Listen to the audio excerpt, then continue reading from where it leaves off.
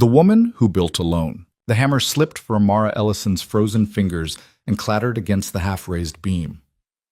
8 months pregnant, alone in the Montana wilderness, she stood in the skeletal frame of a cabin she might not finish before the baby came, before winter came, before her strength finally gave out. The October wind cut through her thin coat, and she knew, truly knew, that she had made a terrible mistake coming here. Then she heard it, the slow, deliberate sound of a horse walking through fallen leaves. She turned, one hand bracing her aching back, the other reaching instinctively for the rifle leaning against the woodpile. Welcome to a story of two broken people who found strength in the last place they expected. If this story moves you, please hit that like button and comment what city you're watching from. I love seeing how far these tales of the frontier travel. Now, let's begin where Mara's journey truly started, the day she met the man who would change everything. The rider sat motionless on his horse at the edge of the clearing, his silhouette dark against the pale autumn sky. Mara's hand closed around the rifle stock, but she didn't lift it. Something in the man's posture, the careful stillness, the distance he maintained, spoke of respect rather than threat. Still, she'd learned not to trust her instincts about men. "You're on Reed land," he called out, his voice carrying clearly across the empty space between them. Not aggressive, just factual. "Your land ends at the creek," Mara called back, surprised by the steadiness in her own voice. "I checked with the land office in Bozeman. This 160 acres is mine, legally filed and paid for." The man dismounted slowly, keeping his hands visible. As he walked closer, Mara could make out more details. Mid-30s, weathered face, dark hair touched with gray at the temples, eyes that seemed to take in everything without judgment. He stopped a respectful 10 feet away, his gaze moving from her face to the unfinished cabin structure, then to the neat stacks of lumber she'd somehow managed to haul and organize despite her condition. "Jonah Reed," he said simply, "this is my family's ranch you're neighboring. Didn't mean to question your claim, ma'am. Just surprised to see anyone attempting to homestead this far from town, this late in the season. And," he paused, clearly uncomfortable, "alone." Mara lifted her chin. She'd heard that tone before, the careful politeness that masked disapproval, the judgment dressed up as concern. "Mara Ellison. And I'm managing just fine, Mr. Reed." His eyes flicked to her swollen belly, then quickly away. "I can see that." The silence stretched between them, filled only by the whisper of wind through the pines and the distant call of a crow. Mara waited for the inevitable offer of help she'd have to refuse, the condescending advice, the assumption that she was some foolish woman in over her head. She'd heard it all before, in the 2 months since she'd arrived in Montana territory. The shopkeepers in town who'd tried to talk her out of buying supplies, the land office clerk who'd suggested she wait for spring, or better yet, find a husband first. The boarding house owner who'd looked at her belly and her bare ring finger with barely concealed contempt. But Jonah Reed just nodded slowly, his expression thoughtful. "That's a good spot you've chosen. High ground, good drainage, protected from the north wind by those rocks. Creek's close enough for water, but far enough you won't flood in spring. You've got an eye for land." Mara blinked, caught off guard by the genuine observation. "Thank you. Lumber looks like it's from Jacobson's mill in town. He does good work." "It is. You'll want to finish that roof before the first snow. Usually hits around mid-November out here, sometimes earlier." Jonah glanced up at the cloudless sky. "Weather's been holding nice, but that won't last." "I know." Mara's hand dropped from the rifle, though she kept her spine straight, her stance wary. "I've been working every daylight hour." Jonah's gaze returned to the cabin frame, and Mara saw him truly taking in the scope of what she'd accomplished. The foundation stones carefully laid and leveled, the floor joists precisely measured and mortised, the wall frames square and true, despite being raised by someone working alone with a block and tackle system she'd rigged herself. It wasn't the work of someone playing at homesteading, it was the work of someone who had no choice but to succeed. "You've done more than most men could manage in twice the time," he said quietly. Then, before she could respond, he touched the brim of his hat. "I'll leave you to it, Mrs. Ellison. Just wanted to introduce myself, let you know if you need anything. Run out of nails, need to borrow a tool, you can send word to the Reed Ranch. It's about 3 miles northwest, follow the creek upstream." He turned to go, and Mara felt something unexpected unfurl in her chest. Not quite trust, but perhaps its precursor. A recognition that this man had seen her work, assessed her competence, and chosen to honor it rather than dismiss it. He hadn't called her foolish, hadn't insisted she needed saving, hadn't looked at her with pity or contempt. "Mr. Reed," her voice stopped him. "It's Miss Ellison, not Mrs." She watched his back stiffen slightly, saw him process the implications of that correction. When he turned, his expression remained neutral, though something flickered in his eyes. Surprise, perhaps, or maybe just calculation about what kind of woman stood before him. "Miss Ellison, then." He nodded again, mounted his horse with practiced ease, and rode away through the golden trees without another word. Mara stood watching until he disappeared from view, then turned back to her work.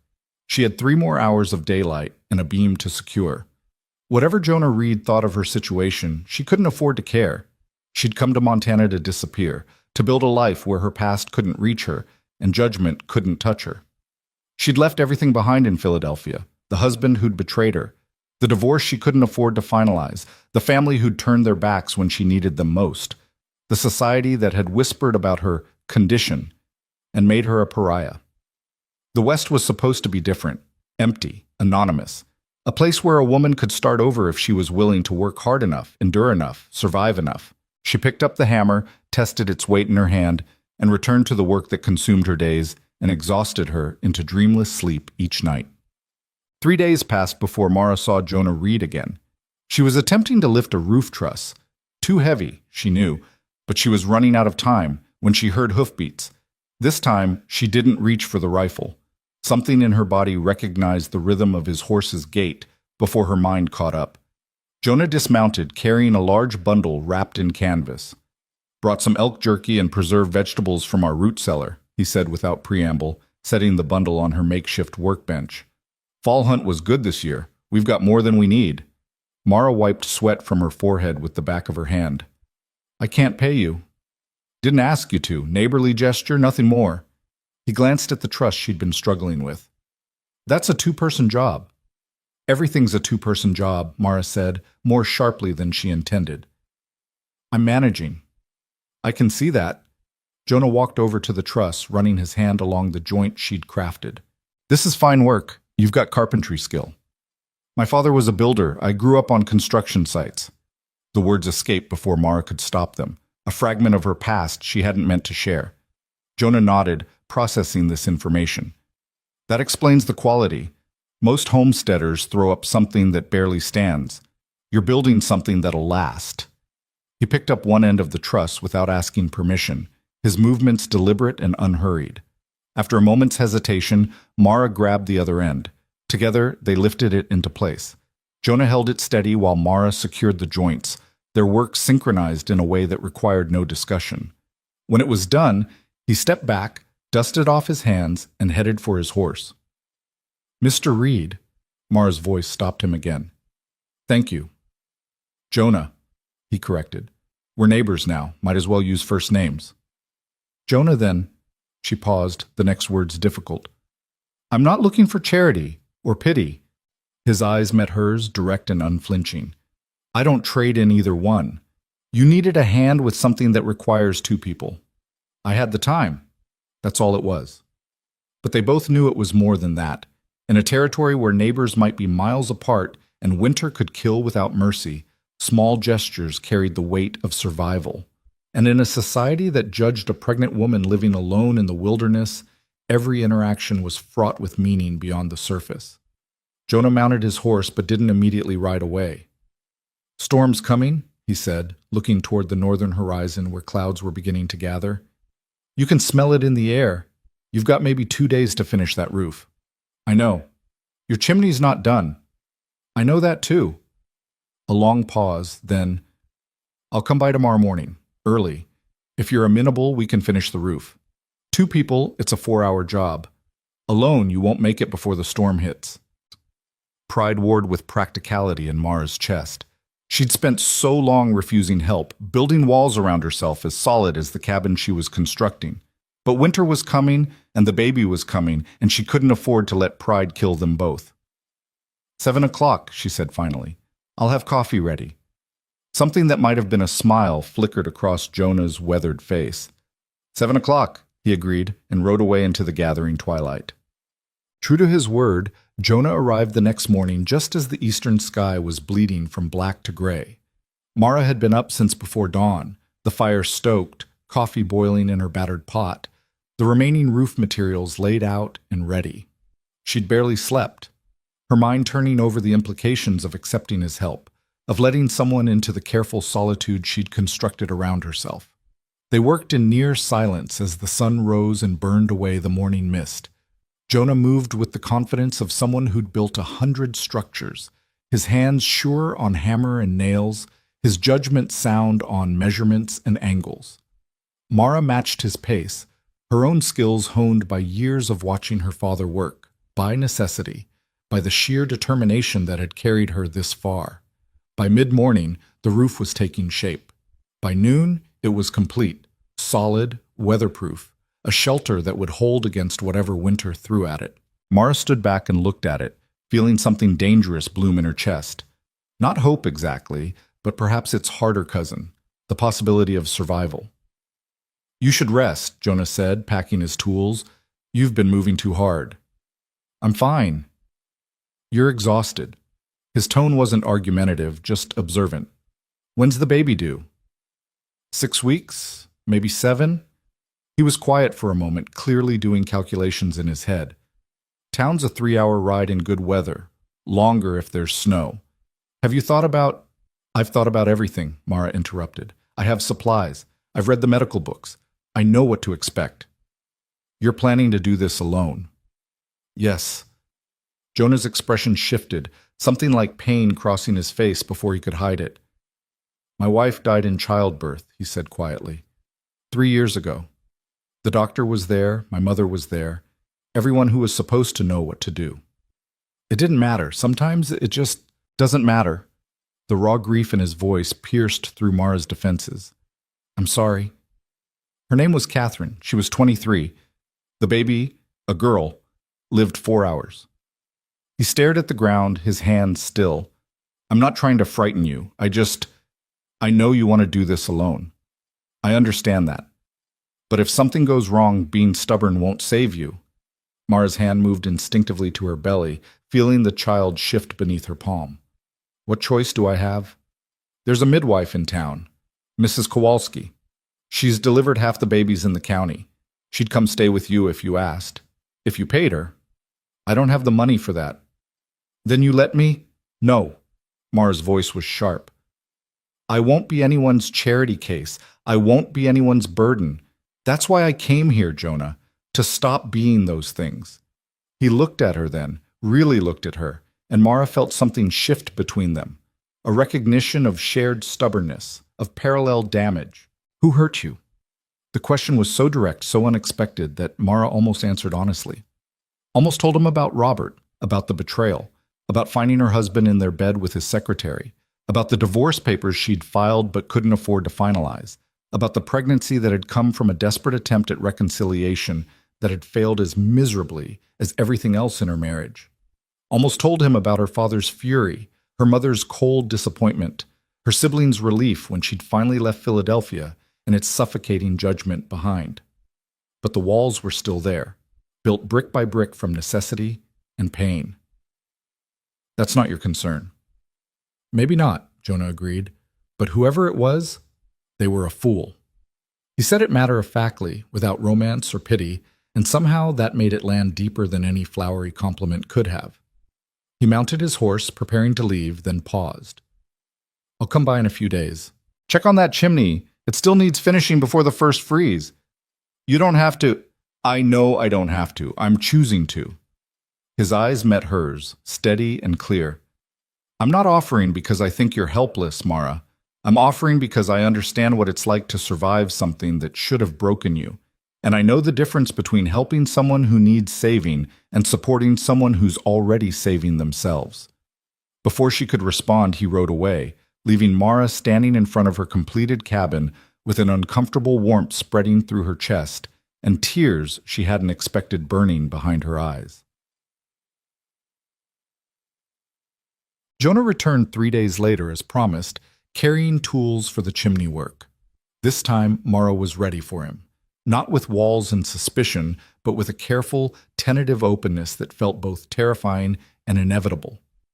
They worked side by side, mixing mortar and setting stones, their conversation sparse but significant. "You said you grew up in Philadelphia," Jonah said, fitting a stone carefully into place. "Yes." "That's a long way from Montana." That was the point. He nodded, accepting this non-answer. "I grew up here. My father homesteaded this land in '62, built the ranch from nothing. It's all I've ever known." "Do you ever wish you'd left? Seen more of the world?" "Every day," he admitted, surprising her. "Then I ride out across Reedland, see the mountains in the morning light, watch the elk move through the valley, and I remember why I stayed.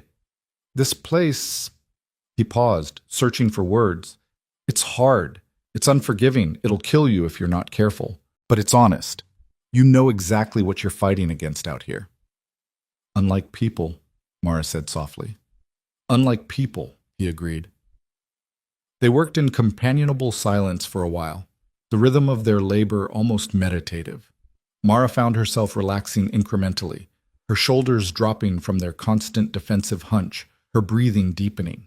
There was something profoundly peaceful about working alongside someone who didn't need to fill every silence with chatter, who understood that sometimes presence was enough. "Can I ask you something personal?" Jonah's question broke the quiet. "You can ask." "I might not answer." A small smile. "Fair enough. The baby's father, does he know where you are?" Mara's hand stilled on the stone she was holding. This was the question she'd been dreading and expecting in equal measure. "He knows I left Philadelphia. He doesn't know I'm here specifically." "But he's not coming after you." "No. The only thing Robert ever chased was his own pleasure and advancement. I was convenient until I wasn't. The baby was inconvenient from the start." The bitterness in her voice surprised even herself. She'd tried so hard not to feel it, not to let the anger consume her, but there it was, raw and acidic and honest. Jonah set down his trowel and looked at her directly. "I'm going to say something that might overstep, so stop me if it does. The way you talk about him, about your situation, it sounds like you're carrying a lot of shame, like you think this is your fault somehow. I chose him, I married him, I believed him when he said he loved me, when he said he wanted children, when he said—" Her voice cracked. "I was stupid." "You were trusting. That's not the same thing. It feels the same when you're the one left alone and pregnant in the middle of nowhere. You're not alone." The words were quiet but firm. "You've got neighbors. You've got skills. You've got strength most people never find. And that baby you're carrying, that's not a consequence or a punishment. That's a whole person who's going to need a mother who knows how to survive, how to build something from nothing, how to stand up when the world tries to knock her down. Everything you're doing right now, all this work, all this struggle, you're teaching that child before they even take their first breath." Mara felt tears spill over, hot against her cold cheeks. She wiped them away impatiently, angry at herself for showing weakness, but Jonah just returned to the chimney work, giving her space to feel without observation. "My mother never forgave me," Mara said after a while, her voice steadier. "When I told her about the baby, about Robert's betrayal, she said I must have driven him away, that a good wife would have kept her husband satisfied. My father, he just stopped looking at me, like I'd become invisible. My brothers, my sister. They all took Robert's side, said I was making a scene, causing trouble, embarrassing the family. So you left." "So I left, took the small inheritance my grandmother left me, bought a train ticket west, and filed for a homestead claim in a place where no one knows my history or my shame." "Except you're still carrying it." Mara looked at him sharply, but there was no judgment in his expression, just observation, maybe understanding. "What else am I supposed to do with it?" "Leave it behind, build something new, let the past be past." He spread mortar on another stone, positioned it carefully. "I spent the first year after Catherine died thinking I should have saved her somehow. Should have seen it coming, should have gotten the doctor there faster, should have, something, anything. It nearly broke me, all that should have been. Took my mother sitting me down and telling me hard truths before I understood we don't get to control everything. Sometimes bad things happen to good people, and the only choice we have is how we survive it. Did you? Survive it? I'm here. I'm breathing. I get up every morning and work the ranch and take care of my family's legacy. Most days, that's enough. Most days? A shadow crossed his face. Some days are harder. Some days I see something. The way light hits the kitchen window, or smell bread baking, or hear a particular song, and it all comes back.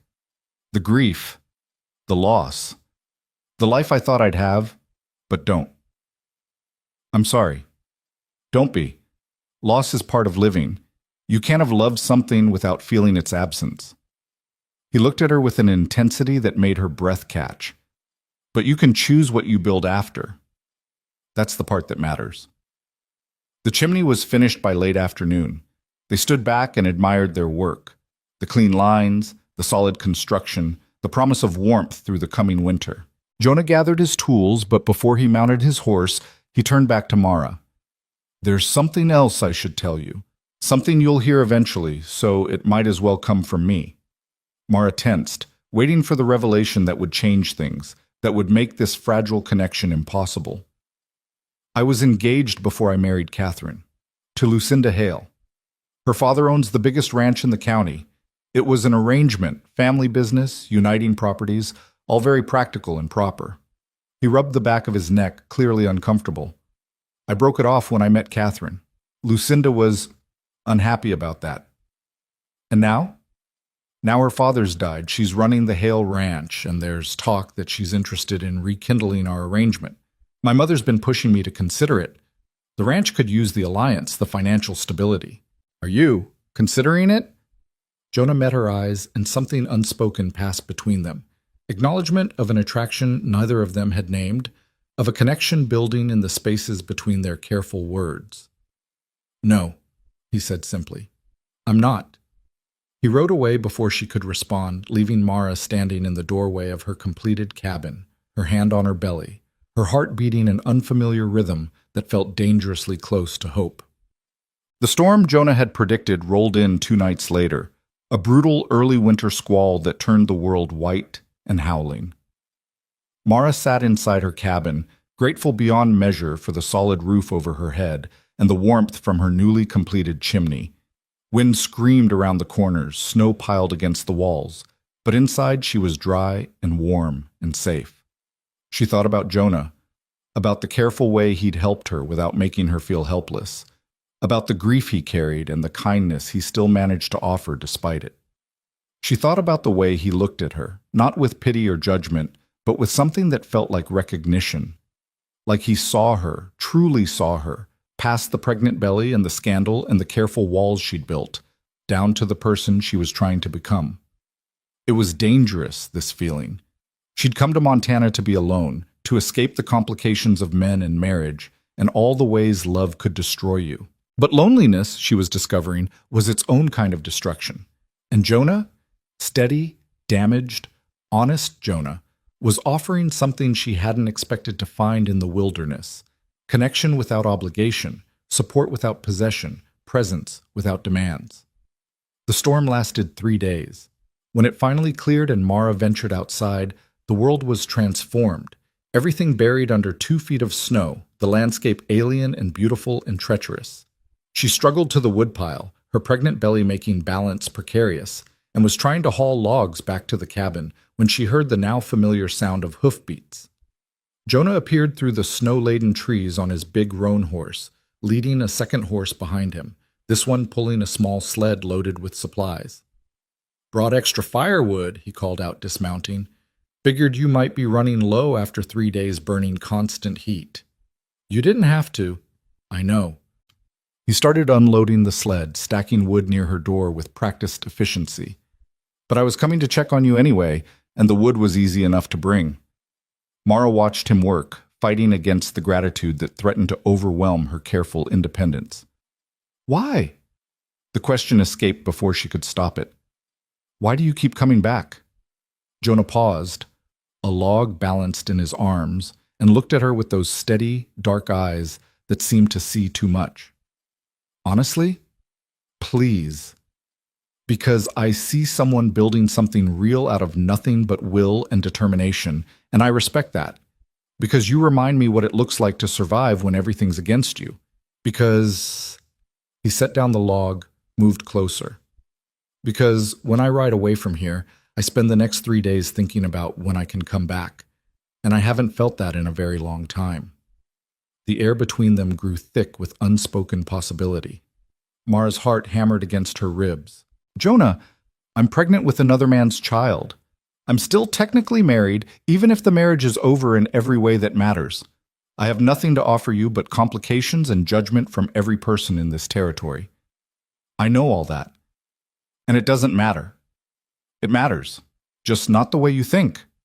He stepped closer still, close enough that she could see the flecks of gold in his brown eyes, the scars on his weathered hands, the deep lines carved around his mouth from years of facing harsh weather and harder losses.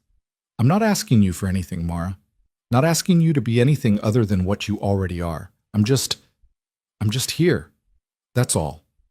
But they both knew it wasn't just anything.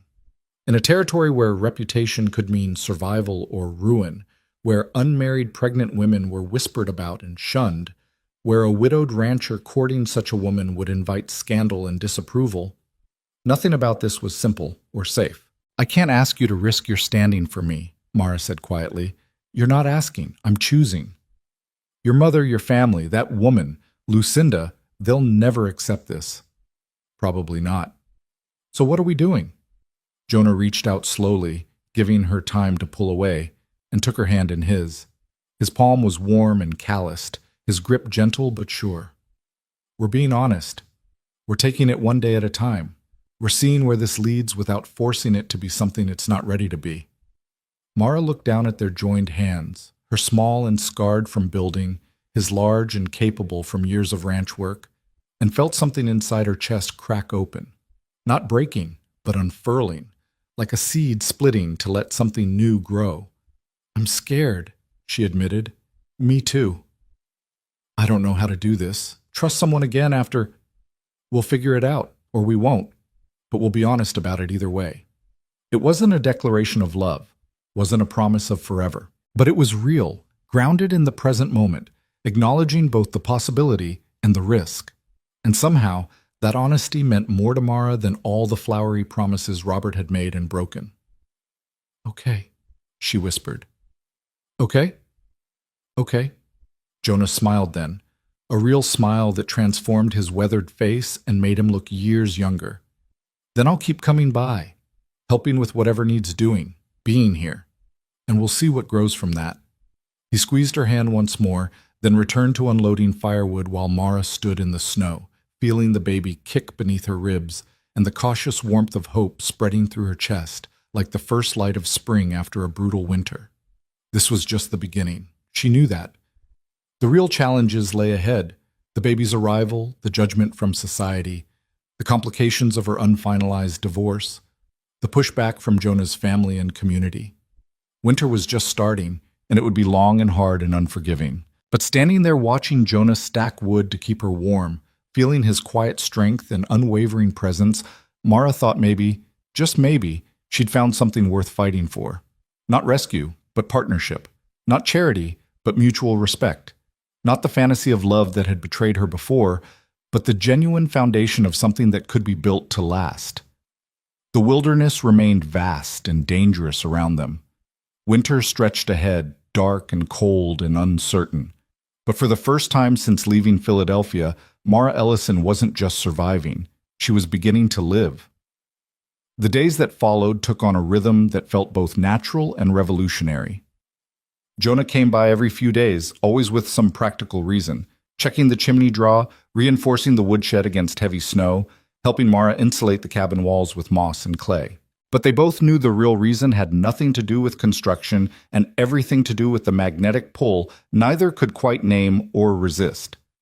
They worked side by side in companionable silence, their movements synchronized in that wordless way of people learning each other's patterns. Sometimes they talked, small revelations traded like precious coins.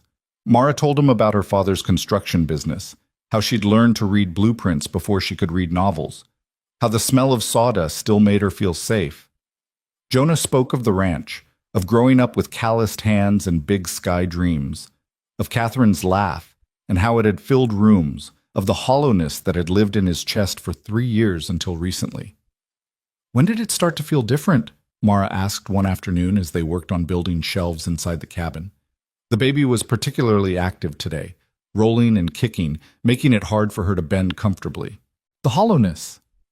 Jonah measured a board carefully, marked it with his pencil. "About 2 weeks ago, the day I rode away from here after we finished your roof and realized I was already planning reasons to come back." Mara's hand stilled on the jar she'd been arranging. "That scares me." "Why?" "Because I don't trust it, this feeling. Last time I felt something like this, it destroyed my entire life." Jonah set down his saw and came to sit beside her on the half-finished bench, not touching, but close enough that she could feel his warmth in the cold cabin. "Tell me about him, about what happened." She'd avoided this conversation, dancing around the edges of her history without diving into the painful specifics. But something about the quiet afternoon, the soft light filtering through her small window, the solid presence of this man who never pushed but always waited, it made her want to finally say it all out loud. "Robert was charming. That's what everyone said. He came from a good family, had prospects in my father's construction firm, said all the right things about wanting a partnership, a real marriage built on mutual respect." She laughed bitterly. "I believed every word. We were married 6 months when I found him in our bed with his secretary, a girl barely 20 years old, young enough to be impressed by his lies." Jonah's jaw tightened, but he remained silent, letting her continue. "I confronted him. He didn't even have the decency to apologize. Said I'd gotten boring, that I was too focused on wanting children, that a man had needs I wasn't meeting, like his betrayal was somehow my failure." The words tasted like ash. "I filed for divorce immediately. My father was furious, not at Robert, at me. Said I was being dramatic, that all men strayed occasionally, that a smart wife learned to look the other way and keep the family intact. That's not... It gets worse." Mara cut him off, needing to get it all out now that she'd started. "The divorce proceedings dragged on. Robert fought everything, trying to keep control of my grandmother's inheritance money. During one of the court-ordered reconciliation attempts, which my mother insisted on, She closed her eyes. One night, one terrible, desperate attempt to see if there was anything worth saving. There wasn't. But the baby? He's not claiming the child? He wanted me to get rid of it, said it was inconvenient to his plans. When I refused, he made it very clear that if I kept this baby, I was on my own. No support, financial or otherwise. He'd contest paternity, drag my name through every courtroom in Philadelphia, make sure everyone knew what kind of woman I was. Her voice dropped to a whisper. So I took what little money I had left and ran, filed the homestead claim under my maiden name, left before the divorce could be finalized because I couldn't afford to keep fighting him. So legally, you're still married. Technically, yes. The paperwork is in process, but it takes time and money I don't have. I'm in this strange limbo, not quite married, not quite divorced, definitely disgraced. She looked at him, needing him to understand the magnitude of what associating with her could cost. If anyone finds out the full truth, Jonah, they'll call me an adulteress. A woman who abandoned her marriage, who's carrying a bastard child, who's living alone in sin. You being here, helping me, it'll destroy your reputation. Jonah was quiet for a long moment, his expression thoughtful rather than shocked. When he finally spoke, his voice was steady. Here's what I know. You're a woman who had the courage to leave a man who betrayed and belittled you. You're building a home with your own hands while carrying a child. You're honest about your situation instead of hiding behind comfortable lies. Those aren't the actions of someone disgraced. Those are the actions of someone with more strength than most people I've ever met. Society won't see it that way. Society can be wrong. He turned to face her fully. Mara, I spent a year engaged to a woman I didn't love because it was practical, because it's what families expected, because property and position mattered more than anything real. I was ready to live my whole life in that hollow arrangement until I met Catherine and realized what I'd almost settled for. I'm not making that mistake again. I'm not choosing reputation over truth. But your family, my family has opinions. They always will. My mother thinks I should remarry someone appropriate, rebuild the Reed legacy through strategic alliance. My brothers think I should stop mourning and move on. Everyone has advice about what I should do with my life. He reached out, gently tucking a strand of her dark hair behind her ear. But I'm the one who has to live it, and I'd rather spend time with a woman who's honest about her scars than fake perfect with someone who pretends they don't exist. Mara felt tears threatening again. When had she become such a watering pot? I don't know how to do this. Trust, partnership, any of it. I'm so afraid of making another mistake. Then we take it slow. We stay honest. And if at any point this stops working for either of us, we say so. No games, no pretending. He stood, offering his hand to help her up. Now let's finish these shelves. Winter's not waiting for us to figure out our feelings. The pragmatic shift made her laugh despite everything. This was what she was learning about Jonah Reed. He balanced emotional honesty with practical action, never letting one overwhelm the other. He could hold space for difficult feelings while still recognizing that firewood needed chopping and shelves needed building and life demanded forward motion even when your heart was uncertain. They worked until dusk painted the snow golden and pink, until Mara's back ached too much to continue and Jonah insisted she sit while he finished the last shelf. As he gathered his tools to leave, he paused at the door. There's a church social in town next Saturday, Thanksgiving celebration. Everyone brings food, there's music, dancing. It's the kind of thing where people notice who comes with whom. Mara's heart began to pound. Are you asking me to come with you? I'm asking if you'd want to. No pressure. I know it means facing people, dealing with questions and stares, but I also know that hiding out here all winter, isolated and alone, that's not really living either. People will talk. Let them. Your mother will be furious. She's been furious at me before. I survived it. He met her eyes, his expression serious. But Mara, I need you to decide based on what you want, not what you think you deserve or don't deserve. If you want to stay hidden, that's your choice, and I'll respect it. But if some part of you wants to stand up in front of this community and show them you're not ashamed, that you're building a good life here, then I'll stand right beside you while you do it. After he left, Mara sat by her fire for hours, wrestling with the decision. Part of her wanted to hide, to avoid the judgment and whispers. But another part, the part that had ridden a train halfway across the country, that had filed a homestead claim alone, that had built a cabin with her own bleeding hands, that part was tired of living in shame for crimes she didn't commit. By morning, she'd made her decision. When Jonah returned 3 days later with fresh meat from a hunting trip, she met him at the door with steady eyes. I'll go. To the social. With you. His smile was slow and genuine, lighting his entire face. Good. I'm glad. But Jonah, I need you to understand something first. Once we do this, once we show up together publicly, there's no taking it back. People will make assumptions. Your family will be forced to acknowledge what's happening between us. That woman, Lucinda, she'll see it as a declaration. I know. And you're still willing? Mara, I've been willing since the day I first saw you standing in front of that half-built cabin, pregnant and proud, and refusing to apologize for your existence. Everything since then has just been me catching up to what I already knew. She wanted to kiss him then, wanted to close the distance and feel his lips on hers, wanted to let this careful courtship become something more physical and immediate. But something held her back. Maybe caution, maybe the memory of how quickly passion had led her astray before, maybe just the knowledge that some things were worth taking slowly. Instead, she reached out and took his hand, threading her fingers through his. Then we'll do this together. The week leading up to the social was consumed with preparation. Mara baked bread and pies with the precious sugar and dried fruit she'd been hoarding, determined not to show up empty-handed. She mended her best dress, deep blue wool that had been fine once before months of travel and hard work had worn it thin at the elbows and hem.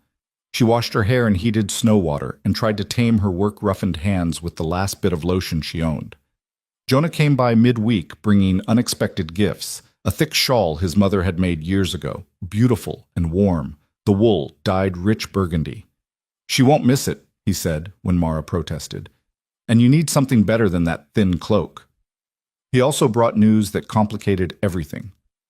"Lucinda's back in town. She heard somehow that I've been spending time out this direction.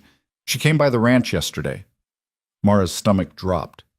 "What did she say?" "Asked directly if the rumors were true. If I was courting a pregnant homesteader living alone in the wilderness." His expression darkened. "I told her yes." "How did she respond?" "About how you'd expect. Shock, outrage, predictions of scandal and ruin. She said I was throwing away my reputation and the Reed family name for a woman of questionable character." He looked at Mara steadily. "I told her that your character was the least questionable thing I'd encountered in years, and that my decisions about my life were no longer her concern. She won't let this go easily. No, she won't. Lucinda's used to getting what she wants. But Mara, I need you to know, whatever she says or does, whatever pressure she puts on, my choice is made. You're not a phase or a rebellion. He paused, searching for words. "You're the first thing that's felt right since Catherine died. And I'm not walking away from that." The baby chose that moment to kick hard, making Mara gasp.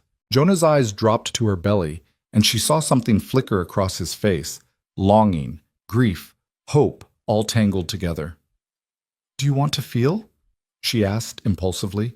His hand was shaking slightly as he reached out, hovering just above the swell of her stomach. She guided his palm to the spot where the baby was most active, and they both waited in breathless silence until another strong kick connected with his hand. Jonah's expression transformed, wonder and pain in equal measure.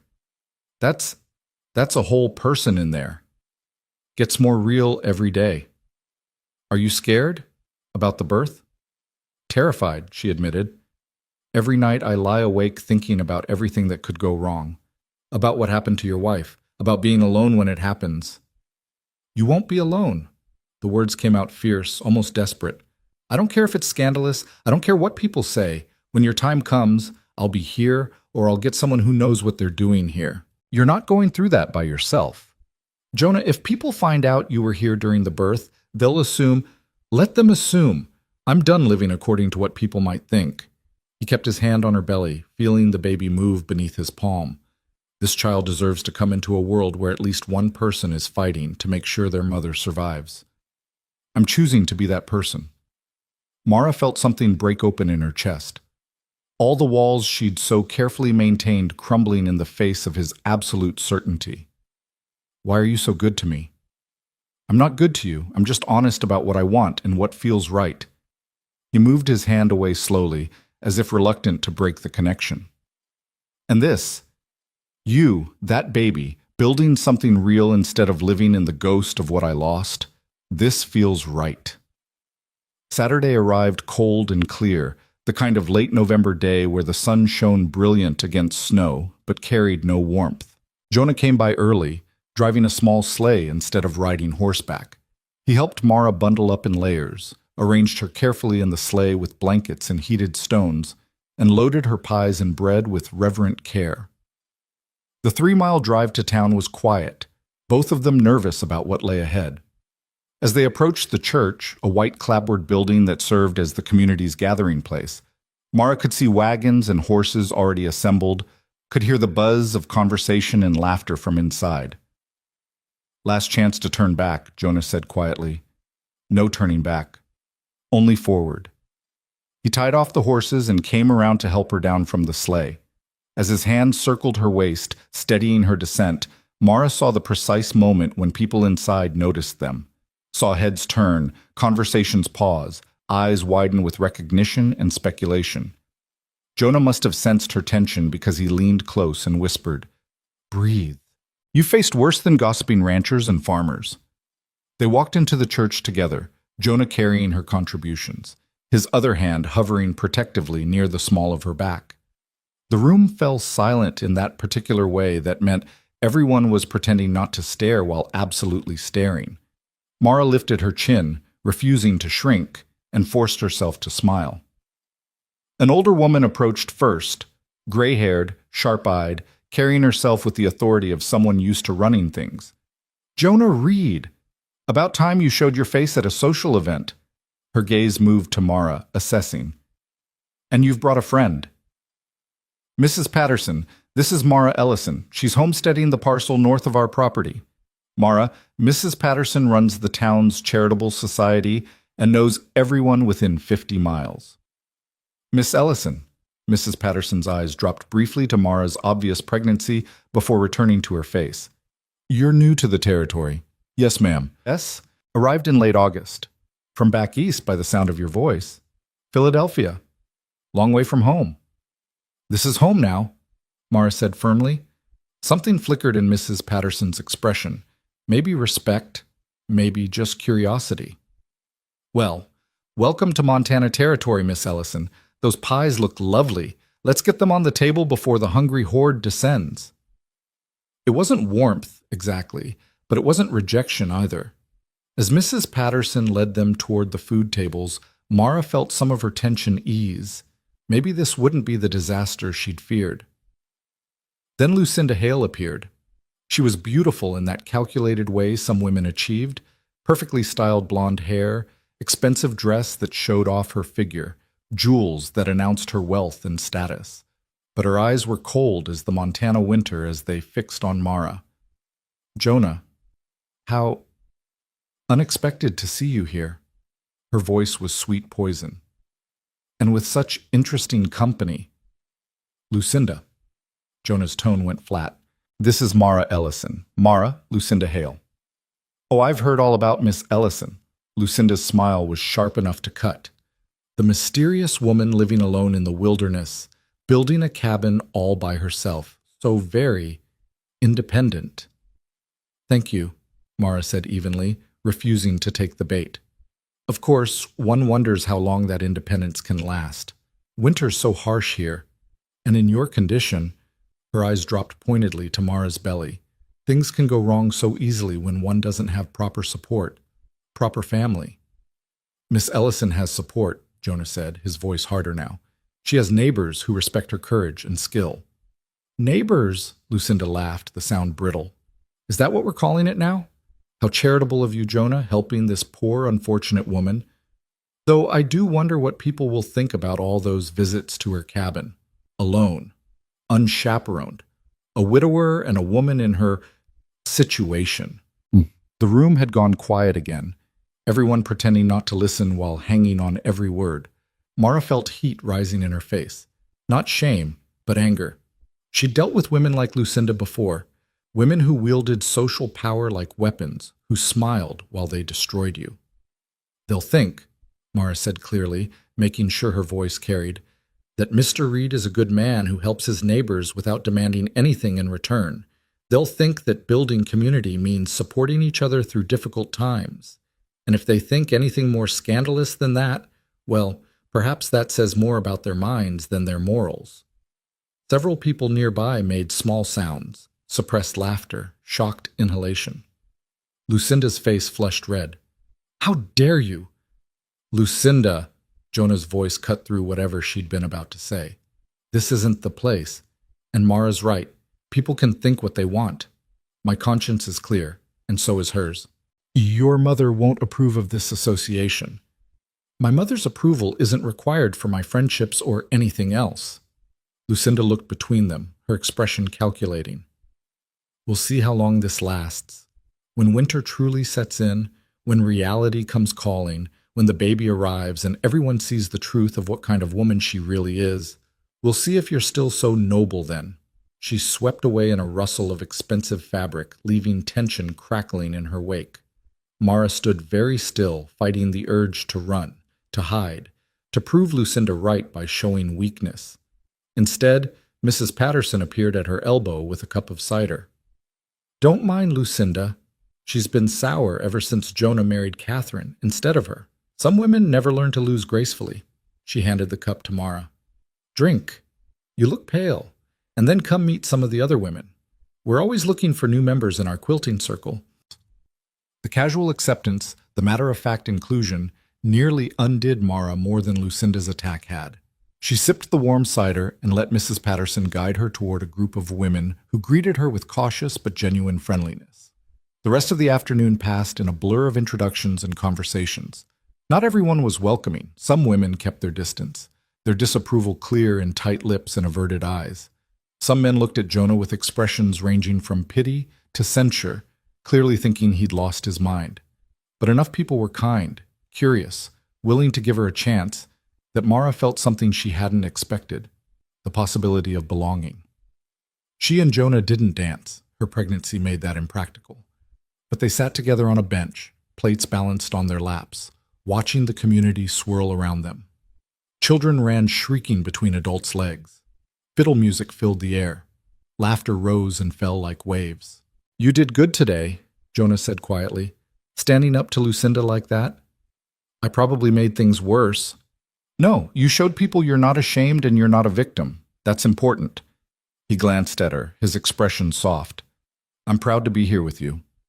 Before Mara could respond, a small girl, maybe 5 years old, appeared in front of them, staring at Mara's belly with unabashed fascination. "Is there really a baby in there?" "Emma!" A young woman rushed over, looking mortified. "I'm so sorry. She's at that age where she says everything she's thinking." "It's fine," Mara assured her, smiling at the little girl. "And yes, there really is a baby in here." "When's it coming out?" "In about 6 weeks." "Will it be a boy or a girl?" "I don't know yet. It's a surprise." Emma considered this seriously. "I hope it's a girl. Girls are better." Then she ran off as quickly as she'd appeared, leaving the adults laughing. "That's Emma Crawford," the young woman explained. "I'm her mother, Sarah. We homestead about 10 miles south. I heard you were building a place near the Reed Ranch." "Yes. Moved in a few weeks ago." "That's brave. I couldn't have done it alone." Sarah's expression was warm, understanding. "If you ever need anything, company, help with the baby when it comes, someone to talk to, come find me or send word with Jonah. We homesteaders have to stick together." It was such a simple offer, but it meant everything.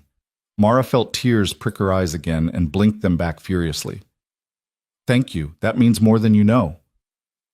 As evening approached and families began loading up wagons to head home, Jonah retrieved their sleigh and helped Mara bundle back up against the cold. They rode in comfortable silence, the socials events replaying in both their minds. "It wasn't as bad as I feared," Mara admitted as her cabin came into view. "No, but Lucinda won't let this go. She meant what she said. She'll be watching, waiting for any opportunity to prove she was right about you." "I know." He pulled the sleigh up to her door, helped her down carefully. "I meant what I said too, about being here when the baby comes. I've been thinking maybe we should ask Mrs. Kowalski, the midwife, to come stay with you the last few weeks. I'll pay for it." "Jonah, before you argue, just think about it. Not for me, for you and the baby. Peace of mind matters." Mara wanted to refuse, wanted to maintain her independence, but she also wanted to survive, wanted her child to have a chance. Pride was expensive, and she was running low on resources to pay for it. "I'll think about it," she conceded. He smiled, squeezed her hand. "That's all I ask." After he left, Mara stood in her doorway, watching the stars emerge in the darkening sky. Today had been a test of courage, of commitment, of whether this tentative connection between her and Jonah could withstand public scrutiny. They'd passed, barely, but the real challenges still lay ahead. Winter was closing in with serious intent now. The baby was growing heavier, more active, and somewhere in town, Lucinda Hale was probably already planning her next move, determined to prove that Mara was unworthy of Jonah's attention and loyalty. But tonight, standing in the doorway of a home she'd built with her own hands, having survived a social gauntlet with her dignity intact, Mara allowed herself a moment of hard-won satisfaction. She was still here, still standing, still fighting for the life she'd chosen. And she wasn't alone anymore. That thought carried her inside into warmth and shelter, where she stoked the fire high and let herself imagine, just for a moment, what it might be like to truly trust the future instead of just enduring it. The baby kicked, strong and insistent, reminding her that some choices were already made, some paths already walked too far to turn back from. So she would keep walking forward, with Jonah beside her when he could be, alone when she had to be, but always moving towards something instead of just running away. It wasn't the life she'd imagined, but maybe it was the one she'd needed all along. December arrived with teeth bared and claws extended. The cold turned vicious, the kind that burned exposed skin within minutes and made breathing painful. Snow fell almost daily, piling higher against the cabin walls until Mara had to dig a trench just to reach her woodpile. The baby dropped lower in her belly, a constant heavy pressure that made every movement exhausting. Jonah came every other day now, sometimes more frequently when the weather allowed. He'd haul water from the creek before it froze solid, chop wood until her supply overflowed the shed, check that her chimney was drawing properly, and her food stores remained adequate. They'd fallen into an easy domestic rhythm that felt both comfortable and dangerous. Comfortable because it worked so naturally, dangerous because Mara kept forgetting this wasn't permanent, that he had his own life and responsibilities 3 miles away. "You're moving slower," he observed one afternoon as she struggled to stand from the chair where she'd been mending a blanket. "Is everything all right?" "Everything's fine. The baby's just getting ready." She pressed a hand to her lower back, trying to ease the constant ache. "Mrs. Kowalski says another 3 weeks, maybe 4. You went to see her?" "She came here last week, after you mentioned it." Mara lowered herself carefully back into the chair. "She's agreed to come stay the last 2 weeks before my due date. Said she'd bring her supplies and camp out here so she'll be present when labor starts." Relief flooded Jonah's face. "That's good. That's really good. She also said I need to stay off my feet more, that I've been working too hard." Mara's voice held a trace of frustration. Easy for her to say when there's still so much that needs doing. "Like what? Tell me what needs doing and I'll do it." "Jonah, you can't." "Why not? I've got time before the deep freeze sets in. The ranch is prepared for winter. My brothers are handling the daily work. Tell me what you need." She wanted to refuse, to maintain the fiction that she was managing everything alone, but exhaustion and practicality won over pride. "The windows need better sealing. Cold air's getting through the gaps. And I need more water stored inside before the creek freezes completely. And the root cellar could use another layer of insulation if we get the kind of winter everyone's predicting." "Consider it done." He was already moving toward his tools. "Anything else?" "There's a loose board in the loft floor. I've been meaning to fix it, but I can't climb the ladder safely anymore." He nodded, filing away the mental list. "I'll handle all of it. You just rest." But resting felt impossible with Jonah working so close by, his presence filling her small cabin with warmth and something that felt dangerously like home. She watched him work, efficient and thorough, and felt her carefully maintained emotional distance eroding with each passing hour. "Can I ask you something?" she said as he sealed the last window gap with oakum and tar. "Always." "When your wife was pregnant, were you scared?" His hand stilled on the window frame. For a long moment he didn't answer, and Mara wondered if she'd crossed some invisible line. Then he turned to face her, his expression raw. "Terrified. From the moment Catherine told me she was expecting until the moment I held our daughter's body and knew they were both gone." His voice roughened. "I tried not to show it. Tried to be strong, supportive, excited. All the things a husband's supposed to be. But at night I'd lie awake listening to Catherine breathe and think about all the things that could go wrong." "Did she know that you were scared?" "I think so. Near the end, when the pregnancy got difficult, she'd take my hand and tell me it would be all right. Like she was comforting me instead of the other way around." He looked away, blinking hard. "Turned out I was right to be scared. Not that it helped. Not that anything helped." Mara's heart ached for him, for the loss he carried like stones in his pockets. "I'm sorry. I shouldn't have brought it up." "No, it's all right. I want you to be able to ask me things. I want to be honest with you about what happened." He came to sit across from her, his elbows on his knees, hands clasped. "But Mara, what happened to Catherine? That was rare. Most women survive childbirth. Most babies live. The odds are in your favor. But not guaranteed. Nothing's guaranteed. We could walk outside right now and get caught in a blizzard and freeze to death. The cabin could catch fire. 100 different disasters could strike tomorrow. We can't live in fear of every possible tragedy." "Then why do I feel so afraid all the time?" Jonah reached out slowly and took her hand. "Because you're human. Because you're about to bring a life into this world, and that's the most terrifying, vulnerable thing anyone can do. Because you've been hurt before and you know how badly things can go wrong. He squeezed her fingers gently. But fear doesn't mean you're weak. It means you understand what's at stake. What if I can't do this? You can. You already are. His eyes held hers, steady and certain. You've done everything right, Mara. Built a home, prepared supplies, arranged for help. You're as ready as anyone can be. But what if? No what ifs. Right now, in this moment, you're healthy and the baby's active and everything's going according to plan. That's all we can control, right now. She wanted to believe him, wanted to let his certainty anchor her spiraling fears. But doubt had burrowed deep, fed by months of isolation, and the knowledge that she truly was alone in this, that if something went wrong, there was no family to fall back on, no husband legally bound to support her, just one kind rancher who had no real obligation to stay when things got difficult. As if reading her thoughts, Jonah leaned forward. I know you don't fully trust this yet. Trust me. Trust what we're building. And I understand why. Someone you trusted before destroyed that trust completely. But Mara, I need you to hear this clearly. I'm not going anywhere. When the baby comes, I'll be here or nearby. When you need help in the middle of the night, I'll come. When you're scared or in pain or overwhelmed, I'll be there.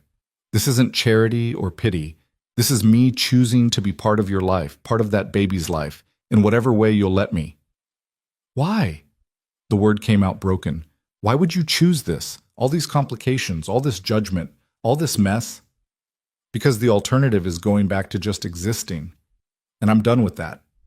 His voice dropped lower, more intense. Catherine's death nearly broke me. I spent 3 years in this fog, just going through motions, feeling nothing. Then I rode past your property and saw you, 8 months pregnant, alone, building a home with your bare hands, and refusing to apologize for being alive. And something in me woke up. Something I thought died with Catherine. I'm not saying this is the same as what I had with her because it's not. But it's real, it's honest, and it makes me want to get up in the morning instead of just having to. Tears spilled down Mara's cheeks before she could stop them. I'm so scared of needing you, of depending on you, and then losing you. I'm scared too, of failing you the way I failed Catherine, of not being enough when it matters most, of letting myself care this much and having it end in grief again. He reached up and gently wiped her tears with his thumb, but I'd rather be scared and alive than safe and hollow. The space between them felt charged, heavy with things unsaid, and feelings building toward inevitable expression. Mara wanted to close that distance, wanted to feel his arms around her, wanted to stop being so constantly, exhaustingly alone. But before she could move, before either of them could act on the tension crackling between them, hoofbeats sounded outside. Jonah stood quickly, his posture shifting to alert. You expecting someone? No. He moved to the window, peered out, and his expression hardened. It's Lucinda, and she's not alone. Looks like she brought her foreman and another ranch hand. Mara's stomach dropped. What does she want? Nothing good, I'd wager. He turned back to her. Stay inside, let me handle this. Jonah, this is my home, I know, and I'm asking you to let me deal with her this time, please. The urgency in his voice made Mara nod reluctantly. She watched through the window as Jonah stepped outside, pulling the door closed behind him.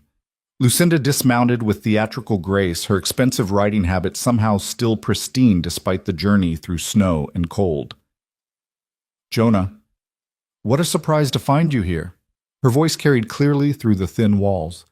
Again. What do you want, Lucinda?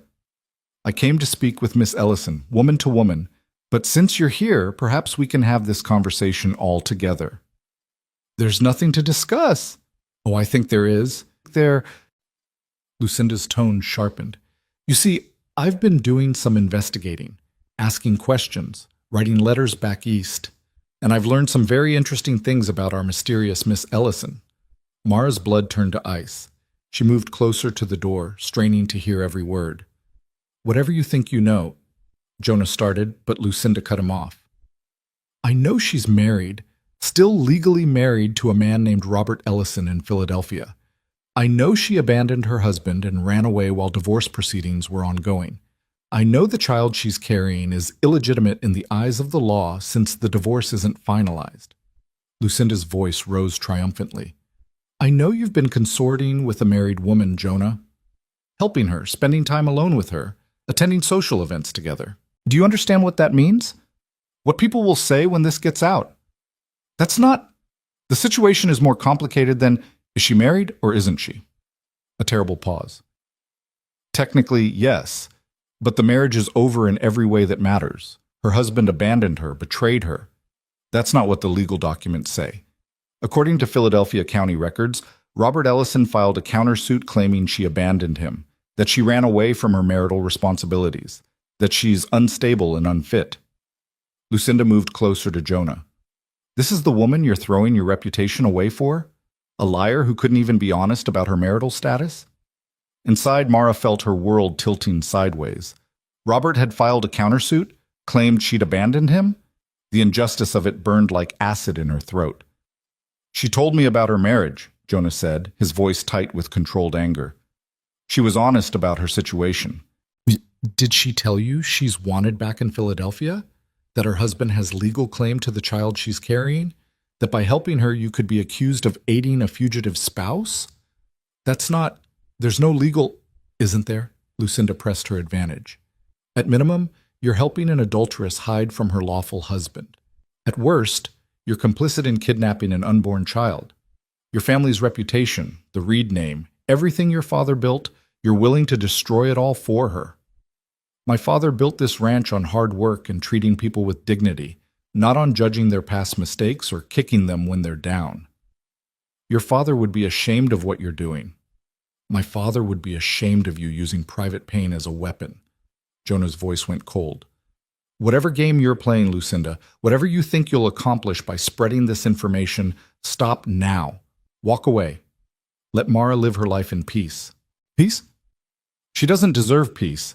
She's a fraud and a homewrecker, and I won't stand by while she ruins you. Lucinda's mask of civility cracked completely. She needs to leave. Go back east. Face her legal obligations. Stop playing victim when she's the one who broke her marriage vows. You don't know anything about what happened in her marriage. I know enough. I know she seduced you with her sob story and her helpless pregnant act. I know you're too noble for your own good, trying to rescue some fallen woman because you couldn't save your wife. The cruelty in those words made even the ranch hand shift uncomfortably. This isn't about her, Jonah.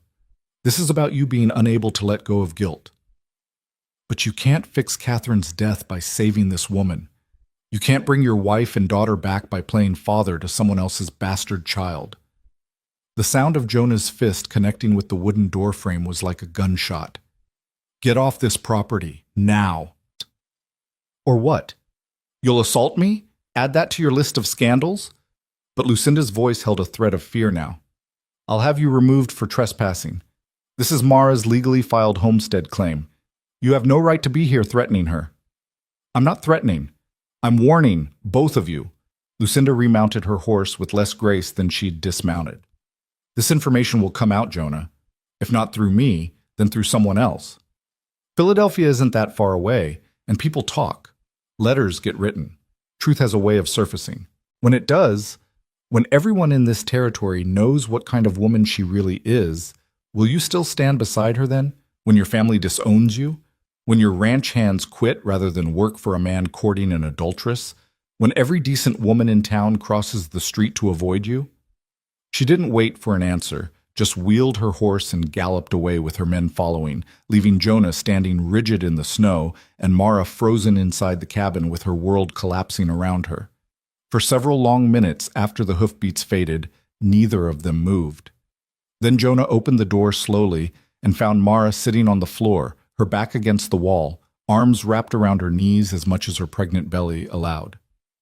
You heard. It wasn't a question. Every word. Her voice sounded hollow even to her own ears. She's right. About all of it. The legal complications, the scandal, what it'll cost you to be associated with me. Mara, Robert filed a countersuit, claimed I abandoned him. I didn't know. I left before... She couldn't finish the sentence, couldn't process this new betrayal on top of all the old ones.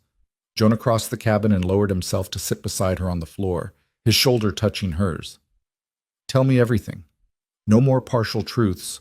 I need to know exactly what we're dealing with. So she told him. All of it.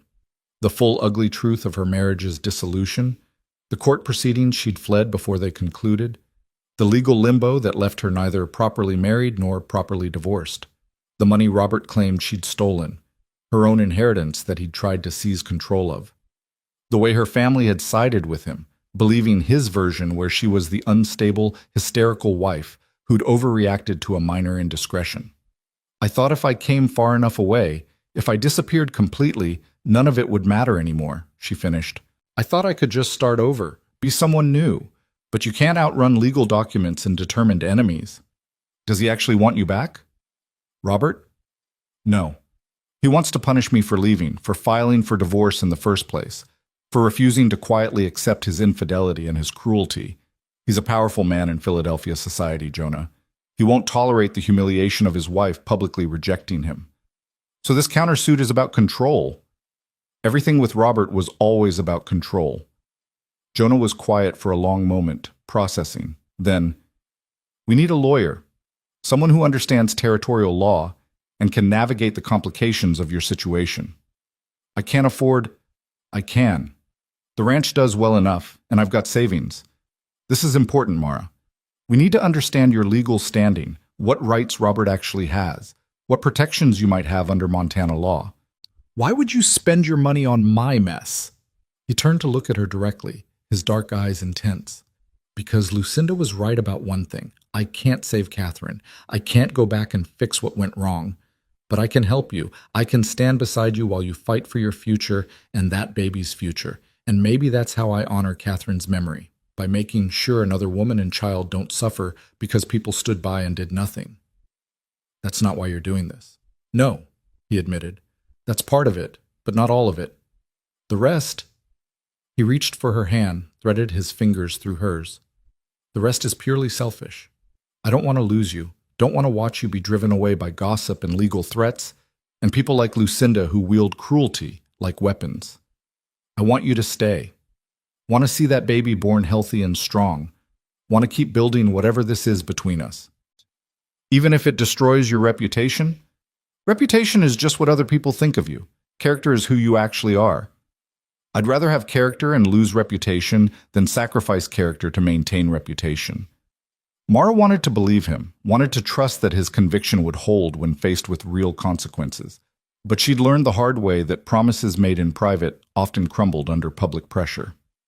Lucinda will spread everything she learned, Mara said quietly. By next week, everyone in the territory will know I'm still legally married. They'll call me an adulteress even though we haven't. I know. They'll say the baby is illegitimate, that I'm immoral and unfit. Let them say it. Your family will pressure you to end this association. They can try. Jonah, you're not hearing me. This will get ugly, really ugly. People will choose sides. You'll lose friends, business relationships, maybe even ranch hands who don't want to work for someone they see as morally compromised. This isn't some abstract scandal we can ignore. It's going to affect your livelihood, your standing in the community, everything. He squeezed her hand tighter. I hear you, I understand the stakes, and I'm choosing you anyway. Why? Why me? There are plenty of appropriate women who'd marry you gladly, who'd bring you status and connections and none of this mess. Because appropriate women bore me to tears. Because status and connections don't keep me warm at night or make me want to get up in the morning. Because when I look at you, I see someone real and brave and honest. Someone who'd rather build her own life than settle for someone else's version of what she should be. His voice intensified. Because for 3 years I was dead inside, and you made me feel alive again. Because that matters more than gossip or judgment or any of the other shit people throw around when they don't understand love. The word hung between them like a bell struck in silence. Love. He'd said love. Mara's heart hammered against her ribs. Jonah, I'm not asking you to say it back. Not putting pressure on this. Just being honest about what I'm feeling, what's driving my decisions. He brought her hand to his lips, kissed her knuckles gently. You don't have to feel the same way. You don't have to feel anything except willing to let me help you through this." But she did feel something. Had been feeling it for weeks now, fighting it, denying it, terrified to name it because naming things gave them power, and she'd already lost so much to love's false promises. Except this didn't feel false. This felt real, solid and steady, and built on honesty instead of pretty lies. "I care about you," she whispered, the most she could admit right now. "More than I thought I could care about anyone again. But I'm so scared, Jonah, scared of what loving you might cost both of us." "So am I, but I'm more scared of not trying, of letting fear make our choices instead of courage." The baby kicked hard between them, making them both look down at Mara's belly, where a tiny foot or elbow was visibly pressing against the fabric of her dress. Jonah's hand moved instinctively to cover the spot, and they sat in silence, feeling the life moving between them. A whole person neither of them had planned for, but both were preparing to protect. "What do we do now?" Mara asked finally. "Now we lawyer up. We get ahead of this before Lucinda controls the narrative. We make sure your legal situation is as clear as possible, that you have protections in place, that Robert can't just show up and make claims on you or the baby." He stood, helping her carefully to her feet. "And we face down whatever comes together. Not you alone, not me alone. Together." It should have sounded naive, maybe even foolish, but something in his absolute certainty steadied her spinning fears. She'd been alone for so long, carrying everything by herself, that she'd forgotten what it felt like to have someone else willing to share the weight. "Together," she echoed, testing the word, finding it fit better than she'd expected. Over the next week, Jonah made good on his promises. He rode into town and returned with Raymond Hughes, a lawyer who'd recently set up practice in the territory after years working in San Francisco. Hughes was young, ambitious, and hungry to prove himself, exactly the kind of lawyer who might take on a complicated case like Mara's. He spent 3 hours interviewing Mara, taking detailed notes about her marriage, the separation, the divorce proceedings, Robert's behavior and threats. When she finished, exhausted and emotionally wrung out, Hughes sat back and tapped his pencil against his notebook. "Your situation is complicated, but not impossible," he said finally. "Montana territorial law is actually more progressive than many eastern states when it comes to women's property rights and divorce. The fact that you filed first in Pennsylvania gives you some standing. The fact that he filed a countersuit claiming abandonment complicates things. But his adultery, which you can prove through witnesses and circumstantial evidence, works in your favor." "What about the baby?" Mara's hand moved protectively to her belly. "Can he claim rights?" "He can try. Legally, as your husband, even a separated husband, he has paternal rights. But Montana courts tend to favor maternal custody, especially in cases where the father has demonstrated moral failings or abandonment of marital duties." Hughes flipped through his notes. "The key is finalizing your divorce before the baby is born. If you're legally divorced when you give birth, the child's status is clearer, born to a divorced woman rather than born during a marriage." "Can we do that? Speed up the divorce?" "I can file motions to expedite based on your circumstances and his countersuit's lack of merit. It'll require some aggressive legal maneuvering and probably cost more than a standard proceeding, but yes, it's possible." He looked at Jonah. "The question is whether you're prepared to fund this fight. We're talking significant legal fees, possible travel costs if we need to depose witnesses in Philadelphia, court costs both here and back east." "Whatever it costs," Jonah said without hesitation. "Just make sure she's protected." Hughes nodded, closing his notebook. "I'll get started immediately. File the necessary papers, reach out to the Philadelphia court, start building our case. But I need to warn you both. This will get messier before it gets better. Robert Ellison sounds like the kind of man who won't go quietly, especially once he realizes you've lawyered up. He may escalate, make more accusations, try to paint Mrs. Ellison as unfit or dangerous." "Let him try," Mara said, finding steel in her voice she didn't know she still possessed. "I'm done running, done being afraid. If he wants a fight, he'll get one." After Hughes left, Mara and Jonah sat in exhausted silence. The legal wheels were in motion now, which should have felt reassuring but instead just felt overwhelming. One more battle to fight, one more mountain to climb, and she was already so tired. "You should go," she said quietly. "Back to your ranch, your family, your normal life. You've done enough, Jonah. More than enough. You don't need to eat. Stop. He turned to face her, hands on her shoulders. Stop trying to push me away. Stop trying to protect me from consequences I've already accepted. Stop deciding for both of us what I can and can't handle. Bossy, I'm trying to give you an out. I don't want an out. How many times do I have to say it before you believe me? His voice held frustration, but also tenderness. Mara, I know you're used to people leaving, used to being abandoned when things get hard, but I'm not those people. I'm not Robert. I'm not your family. I'm me. And I keep my promises, and I promise to stand beside you. So stop testing me. Stop waiting for me to fail you. Just trust that I mean what I say. What if I can't? Trust, I mean. What if I'm too broken to ever really trust anyone again? Then we'll work on it, together. One day at a time, one moment at a time, until eventually you look back and realize you've been trusting me all along without even noticing.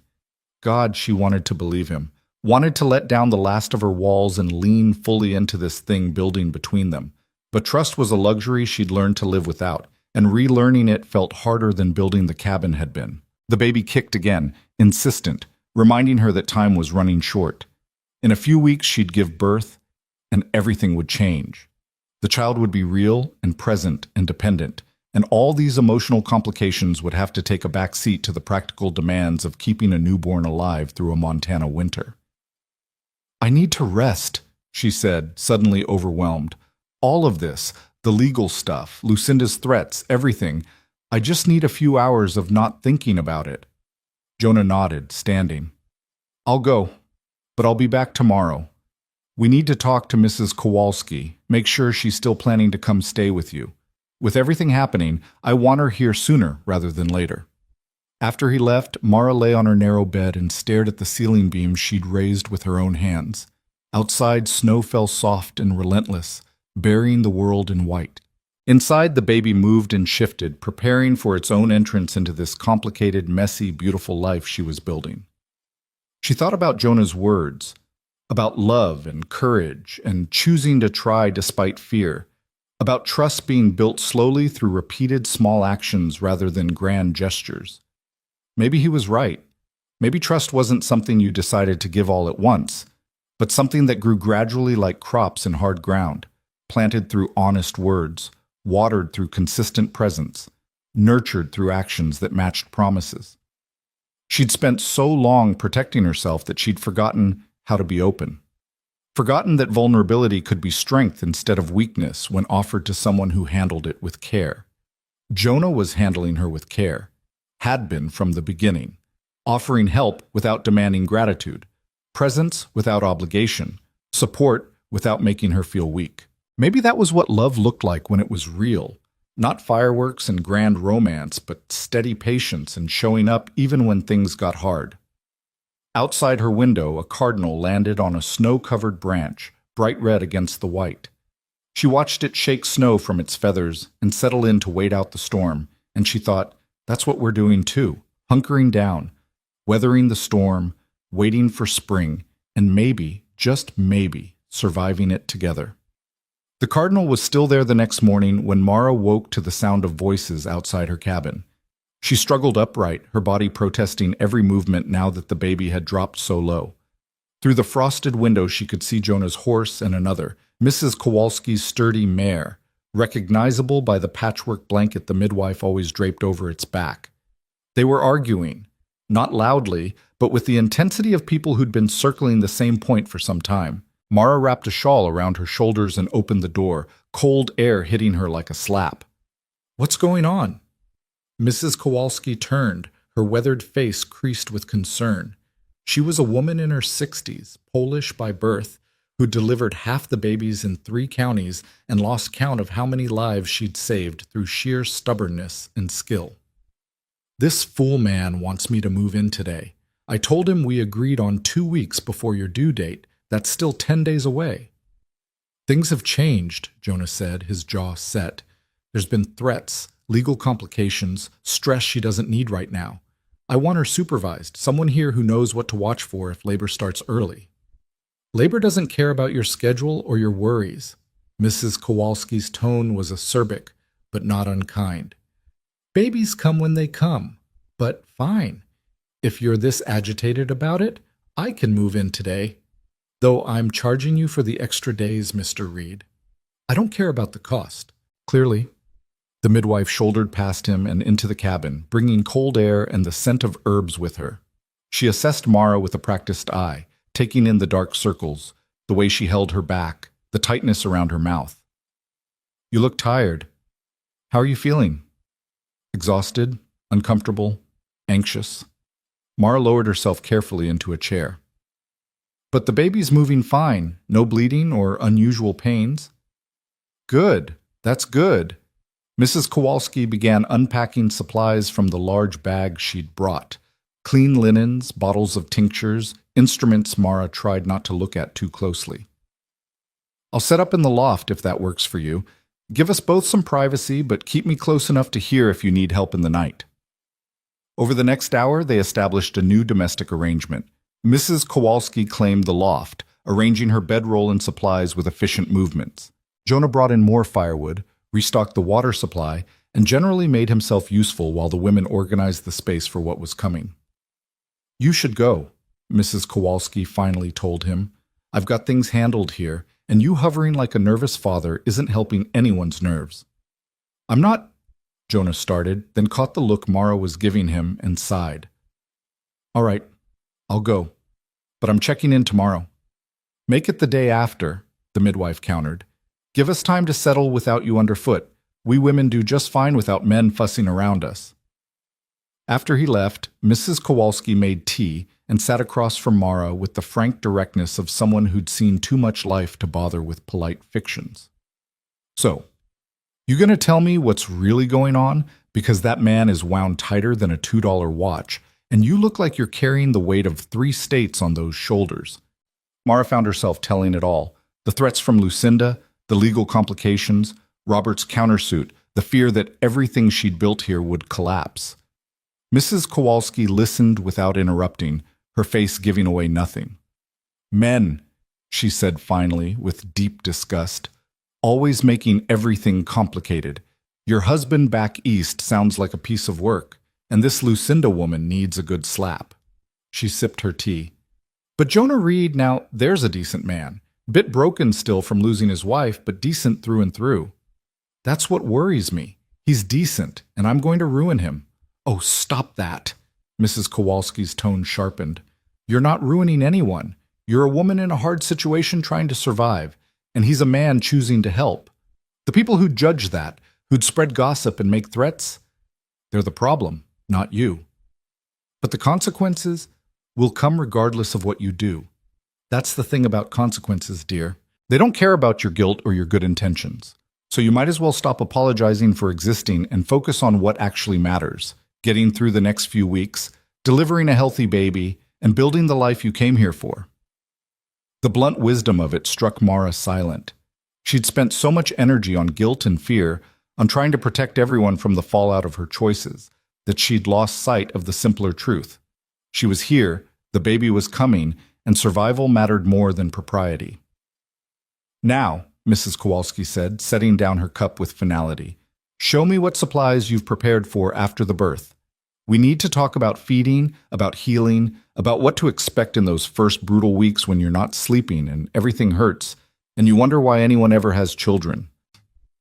They spent the afternoon in practical discussion, how to care for the umbilical stump, what to do if the baby wouldn't nurse, signs of infection to watch for, the reality of postpartum bleeding and exhaustion.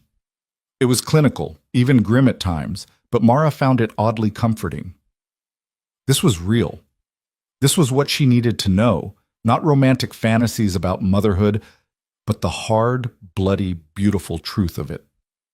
That night, lying in her bed with Mrs. Kowalski's soft snores drifting down from the loft, Mara felt some of her anxiety ease. She wasn't alone anymore. Whatever happened, she had help.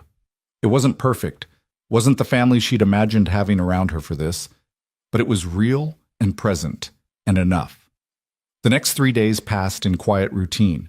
Mrs. Kowalski proved to be excellent company, sharp-tongued but warm, full of stories about births she'd attended, babies she'd saved, women she'd coached through the hardest hours of their lives.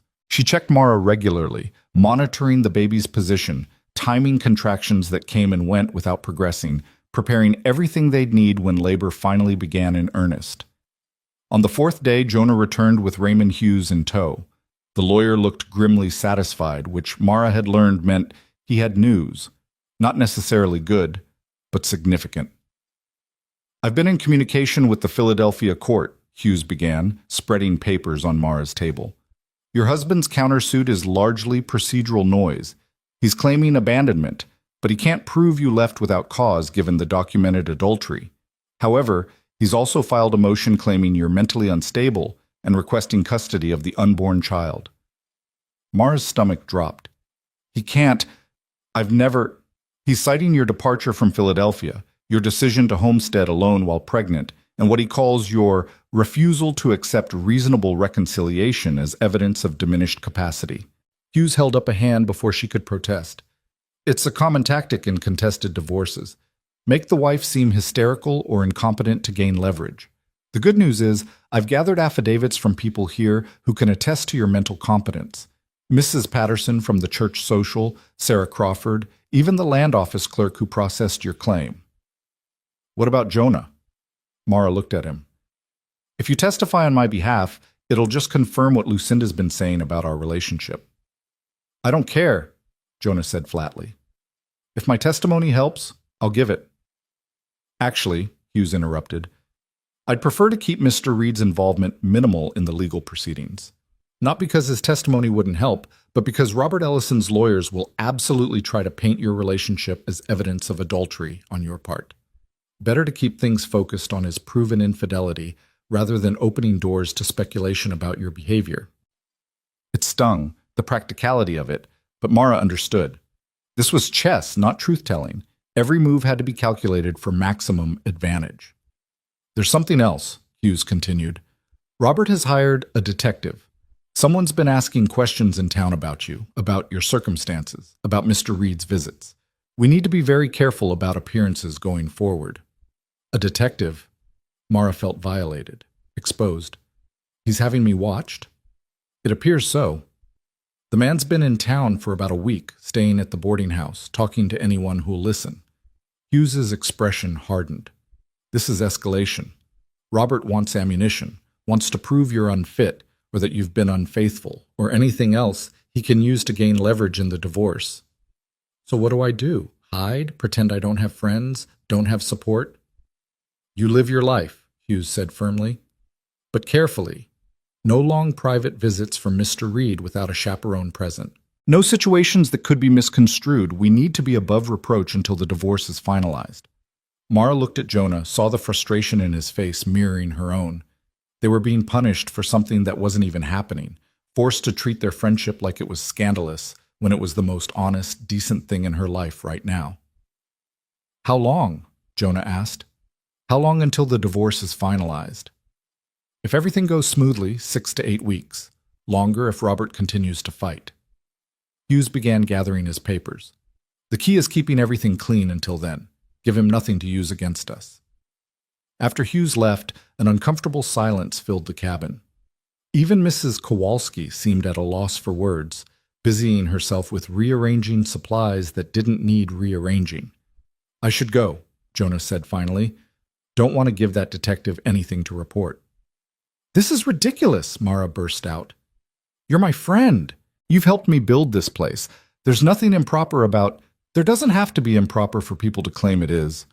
His voice was tired, defeated in a way she'd never heard before. "Hughes is right. We need to be careful." "Careful means what? You stop coming? I don't see you until after the baby's born and the divorce is final and Robert's detective has moved on to ruin someone else's life?" "I don't know. Maybe." He looked at her, and the pain in his eyes was physical. "I don't want this, Mara. Don't want to stay away. Don't want to pretend you don't matter to me. But I also don't want to give Robert ammunition to take your child away. So we're letting him win. Letting him control our lives, even from 1,000 miles away. We're being strategic. There's a difference."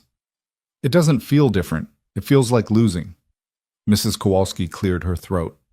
"If you two are done having this argument, I have a practical suggestion, Mr. Reed. You can visit during daylight hours when I'm present. Nothing scandalous about a neighbor checking in with a chaperone around. You help with heavy work, we all drink coffee, you leave before sunset. Perfectly proper. It was a reasonable compromise, but it felt like a cage. Still, Mara nodded, seeing the relief in Jonah's face. At least this way they wouldn't be completely separated. He left shortly after, and Mara spent the rest of the evening in restless frustration. The baby seemed to sense her mood, kicking and rolling with unusual vigor. Mrs. Kowalski made her a tea that was supposed to calm nerves but tasted like dirt and regret. "You love him," the midwife said, not making it a question. "I don't know what I feel," Mara lied. "Yes, you do. And he loves you right back. That's plain as day." Mrs. Kowalski settled into her rocking chair with her knitting. "The question is what you're going to do about it once this legal mess is sorted." "If it gets sorted, if Robert doesn't find some way to destroy everything first." "Men like your husband, they destroy themselves eventually. Might take time, but it happens. Meanwhile, you keep building, keep surviving, keep holding on to what matters." She glanced up from her knitting. "That baby's going to need a father, you know, legal or otherwise." "The baby has a father, biologically speaking. I'm talking about the kind that matters, the kind who shows up, who stays, who loves that child because they choose to, not because blood obligates them." Mrs. Kowalski's needles clicked steadily. "Jonah Reed would be that kind of father. Already is, in some ways, the way he's fighting to protect both of you." Mara wanted to argue, to insist it was too complicated, too soon, too many obstacles. But exhaustion was winning over pride, and her body was starting to ache in new and concerning ways. "I think something's wrong," she said suddenly, pressing a hand to her lower back where a deep, grinding pain had begun to spread. "It feels different than before." Mrs. Kowalski set down her knitting immediately, all business. "How different? Describe it." "Like pressure and cramping, but lower, more intense." Even as she spoke, another wave rolled through her, making her gasp. Oh, that was a contraction." The midwife was already moving, checking the fire, pulling out supplies. "Real labor, not just practice. How long have you been feeling this?" "I don't know. An hour? It was subtle at first. I thought it was just the baby moving." "All right, this could still be early labor, could be hours yet before things get serious. But we're going to prepare now, just in case." She helped Mara to the bed, piled blankets and pillows around her. "I need to check how dilated you are. It's not pleasant, but necessary." The examination was clinical and uncomfortable and revealed that Mara was already 3 centimeters dilated, further along than either of them had realized. Mrs. Kowalski's expression turned serious. "This baby's coming sooner than later. Tonight, probably. Maybe early morning." She saw the fear flash across Mara's face and her voice gentled. "You're going to be fine. Everything's progressing normally, but it's going to hurt, and it's going to be hard, and you need to prepare yourself for that." Should someone get Jonah?" "Not yet. Nothing for him to do but pace and worry. When we're closer, when the baby's actually coming, then we'll send word. For now, it's just us women doing what women have done since the beginning of time." The contractions continued, growing stronger and closer together as night deepened. Mrs. Kowalski coached Mara through breathing, through positions that helped with the pain, through the strange, suspended reality of labor, where time became elastic and meaningless. One contraction bled into the next, pain building and cresting and briefly retreating before building again. Somewhere around midnight, Mara's water broke with a startling gush that soaked through blankets and made everything suddenly more real, more urgent. The contractions intensified immediately, coming so close together there was barely time to catch her breath between them. "That's good," Mrs. Kowalski said, though her movements had taken on a faster, more focused quality. "Baby's coming now. We're in active labor." "It hurts," Mara gasped, stating the obvious but needing to say it anyway. "It hurts so much." "I know, dear, I know. But you're strong, and you're doing exactly what you need to do. Your body knows how to birth this baby. You just have to trust it." Trust. That word again, demanding everything she had left to give. Mara bore down through the next contraction, feeling her body split and stretch in ways that seemed impossible. that felt like dying and being born at the same time. Hours passed in a blur of pain and effort, and Mrs. Kowalski's steady voice guiding her through. Push, breathe, rest, push again. The world narrowed to just this. The primal work of bringing life into being, every civilized thought stripped away until only instinct and determination remained. I can see the head, Mrs. Kowalski announced, and there was triumph in her voice. One more big push, Mara. Come on now, bring your baby into the world. Mara gathered every scrap of strength she had left, every ounce of stubbornness that had carried her from Philadelphia to this cabin, from despair to desperate hope. She pushed with everything she was, everything she had, everything she wanted to become. And then there was release and wetness and the most beautiful sound Mara had ever heard, the thin, outraged wail of a newborn taking their first breath. It's a boy, Mrs. Kowalski said, wrapping the baby in clean linen and placing him on Mara's chest. A perfect, healthy boy. Mara looked down at her son through tears she didn't remember starting to cry. He was red and wrinkled and furious at being evicted from his warm home, and he was absolutely perfect. His tiny fists waved in the air, his eyes squinted against the lamplight, his mouth opened and closed as he wailed his displeasure. "Hello?" she whispered, her voice breaking. "Hello, little one. I'm your mother. I'm here. You're safe." The baby quieted slightly at her voice, his unfocused eyes seeming to search for the source of the sound. Mara touched his impossibly small hand with one finger, and his tiny fingers wrapped around hers with surprising strength. Mrs.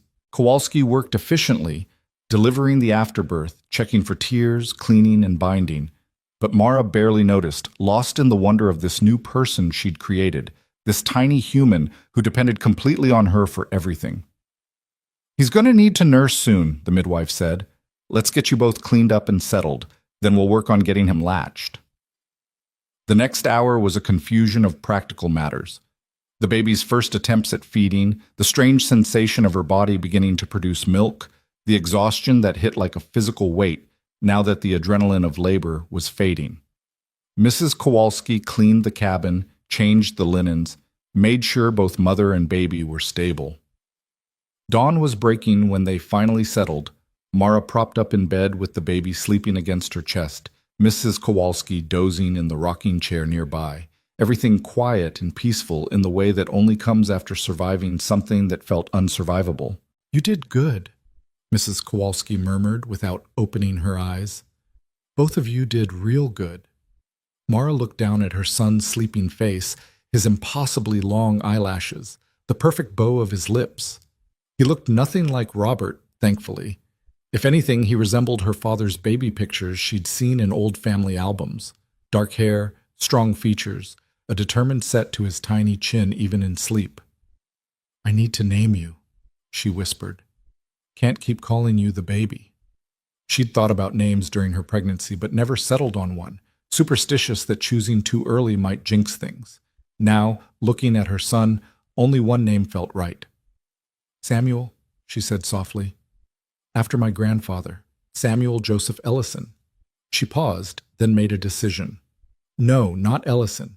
You deserve better than that name, better than that legacy." She thought of Jonah, of the man who'd stood beside her when he had no obligation to, who'd fought for her when everyone else had walked away. Samuel Joseph Reed. It was presumptuous, maybe even wrong. Reed wasn't her name, wasn't legally connected to her in any way. But it felt right in a way her married name never had. And if things worked out the way her exhausted, hope-drunk heart wanted them to, maybe someday it would be her name too. "Samuel Joseph Reed," she repeated, testing it.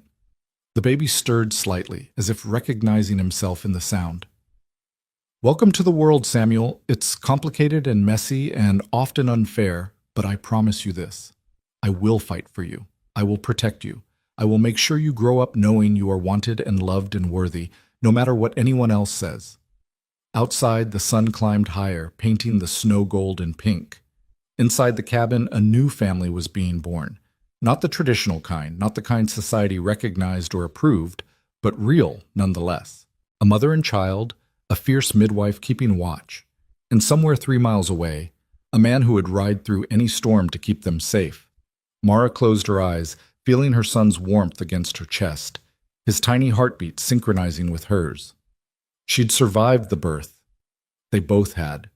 Everything else, the legal battles, Robert's threats, society's judgment, could wait. For now, in this moment, they were alive and together, and enough. The baby's fist tightened around her finger, holding on with all the determined strength of new life refusing to let go. Mara held him closer and finally let herself believe that maybe, just maybe, everything was going to be all right. The sound of hoofbeats woke Mara from the thin sleep she'd managed to fall into. Samuel was nestled in the crook of her arm, his small body warm and solid, his breathing steady and peaceful. Mrs. Kowalski was already at the window, peering out through the frost-etched glass. "It's Jonah," she said, and there was something in her voice that made Mara's heart quicken. "And he looks like he's been riding hard." The door burst open, bringing cold air and Jonah's panicked face. His eyes swept the cabin, landing on Mara and the bundle in her arms, and his expression transformed from fear to overwhelming relief. "You're all right," he breathed, crossing the space in 3 long strides. "I woke up this morning and just knew. I couldn't explain it, but I knew something had happened. I rode straight here without even saddling properly." "We're fine," Mara said, though her voice was hoarse from hours of labor. "Better than fine. Jonah, meet Samuel." She pulled back the blanket slightly so he could see the baby's face. Jonah stood frozen, staring down at the infant with an expression so raw and complex that Mara felt tears spring to her eyes again. Wonder and grief and longing and joy all tangled together. "He's perfect," Jonah whispered. May I hold him?" Mara nodded, carefully transferring the sleeping baby into Jonah's arms. He took Samuel with surprising confidence, cradling him like something infinitely precious and fragile. The baby stirred, made a small sound of protest, then settled against Jonah's chest as if he belonged there. "Samuel Joseph Reed," Mara said quietly. "That's his name." Jonah's head snapped up, his eyes wide.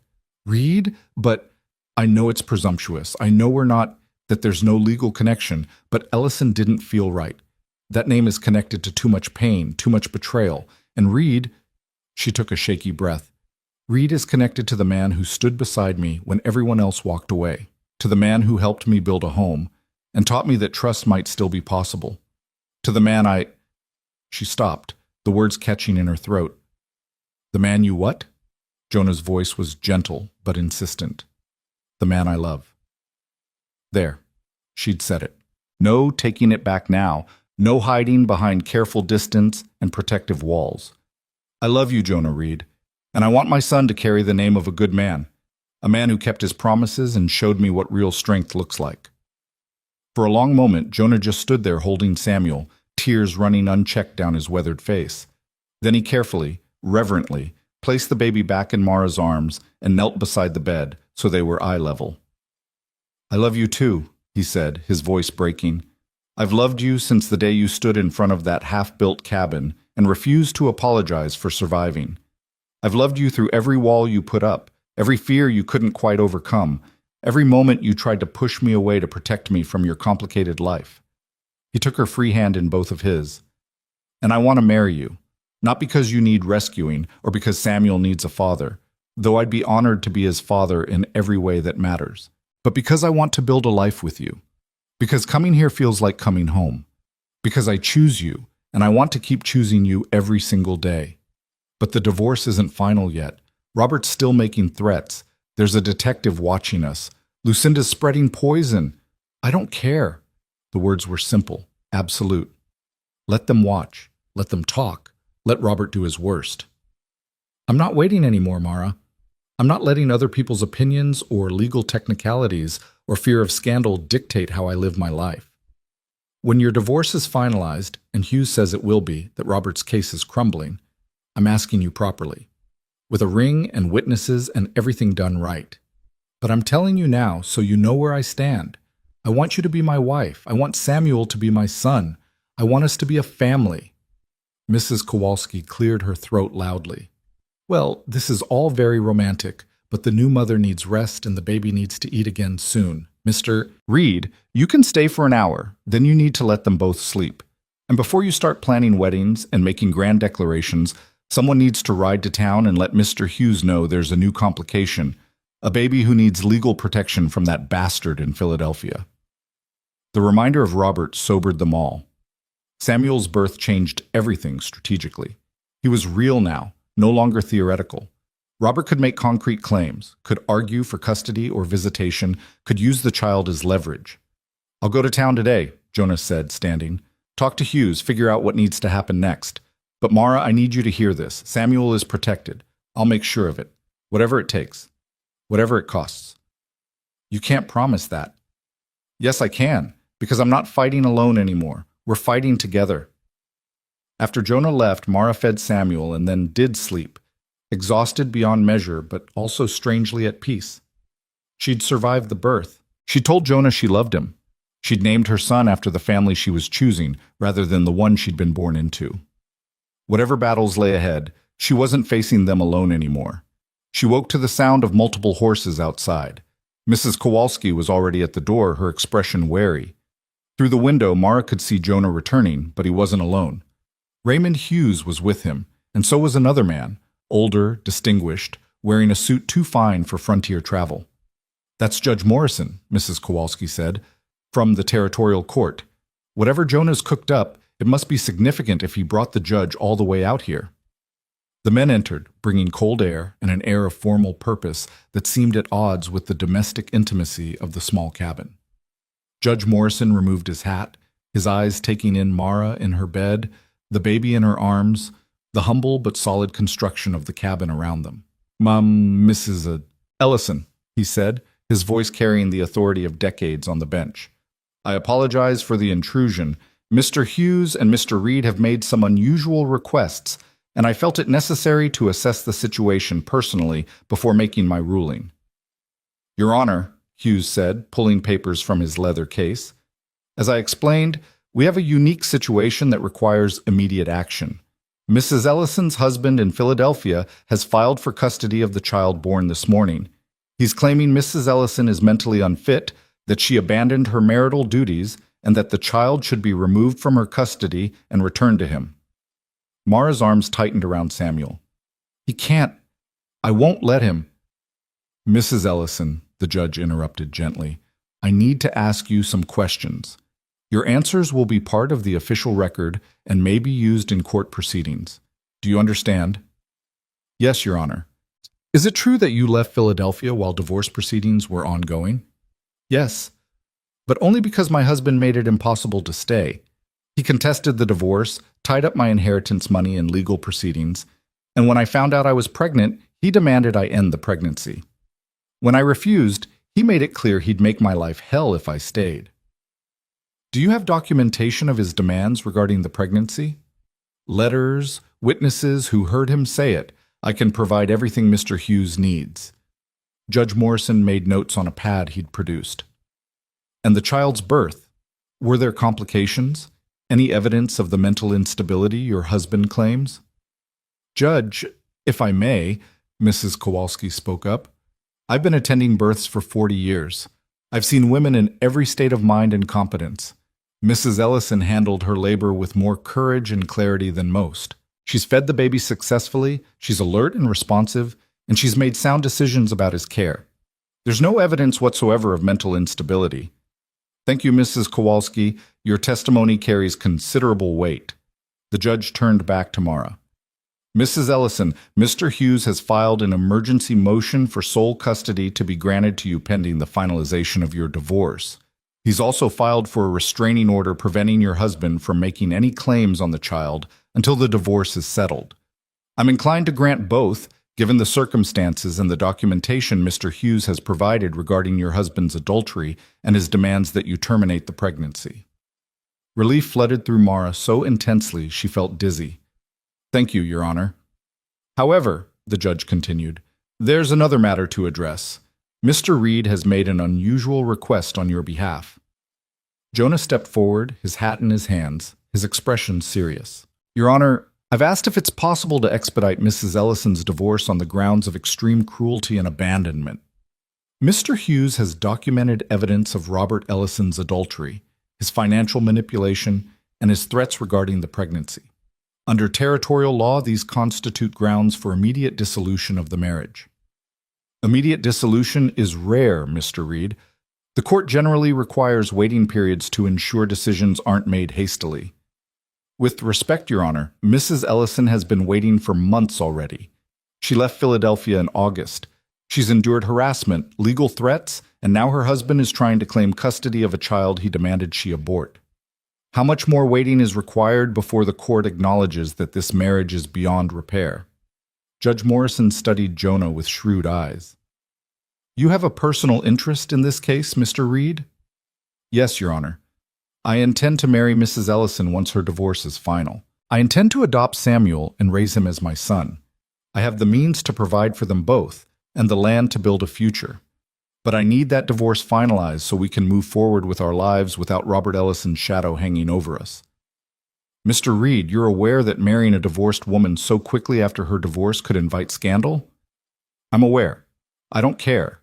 I care about building a family with a woman I love and a child who deserves stability and protection. The judge was silent for a long moment, reviewing his notes and the documents Hughes had provided. Finally, he looked up, his expression unreadable.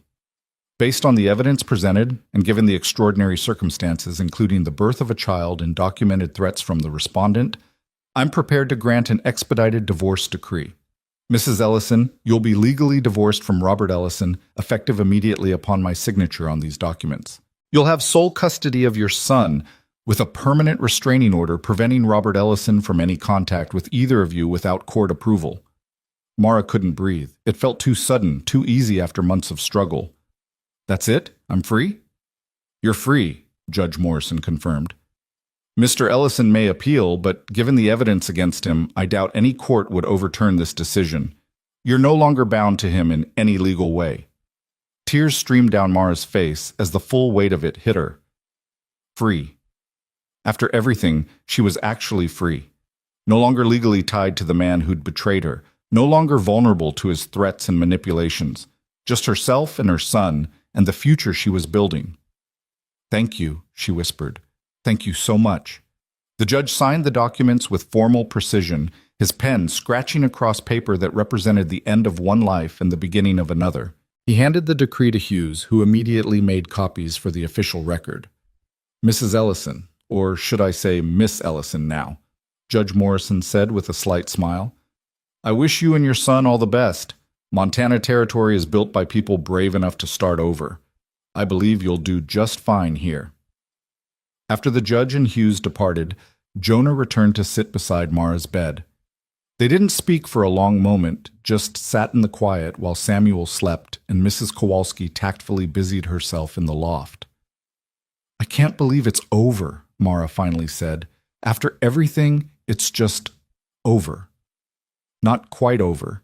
There's still one more thing. Jonah reached into his pocket and pulled out a small box. I know the judge said marrying quickly could invite scandal. I know you just gave birth and you're exhausted, and this probably isn't the romantic moment you deserve. But Mara, I've waited long enough. We've both waited long enough. He opened the box to reveal a simple gold band, worn but beautiful, with a small engraving inside that read, Forever Home. This was my mother's, he said quietly. My father had it made when they married. The engraving was his promise to her, that wherever they were, as long as they were together, they were home. He looked up at her with those steady dark eyes. I'm not promising you an easy life. This territory is harsh, and winters are brutal, and there will always be people who judge what we've built together. But I'm promising you forever home, a place where you belong, where you're safe, where you can be exactly who you are without apology. Jonah, Her voice broke. Yes, of course, yes. I want nothing more than to marry you, to build that home together. 1 week, he said firmly. I want to give you time to heal, to adjust to being a mother, to catch your breath. But in 1 week, I'm coming back here with a preacher and witnesses, and we're making this official. Legal. Permanent. 1 week, Mara agreed, laughing through her tears. That gives me just enough time to panic about what I'm going to wear. Wear that blue dress you wore to the church social. You were beautiful in it. I was 8 months pregnant and terrified. And beautiful, he insisted. You're always beautiful to me, Mara. Even now, exhausted and messy, and having just survived childbirth, especially now. Because this is real. Not some polished fantasy, but actual life in all its complicated, imperfect glory. He leaned forward and kissed her forehead, gentle and reverent. Then he placed the ring on her finger, a little loose, but it fit well enough. She looked down at it, the symbol of belonging, of being chosen, of home. I love you, she said again, needing him to hear it, to know it absolutely. I love you so much it terrifies me. Good, he said, smiling. Love should be a little terrifying, means it matters enough to be worth the risk. The week that followed was a blur of preparation and healing and learning to be a mother.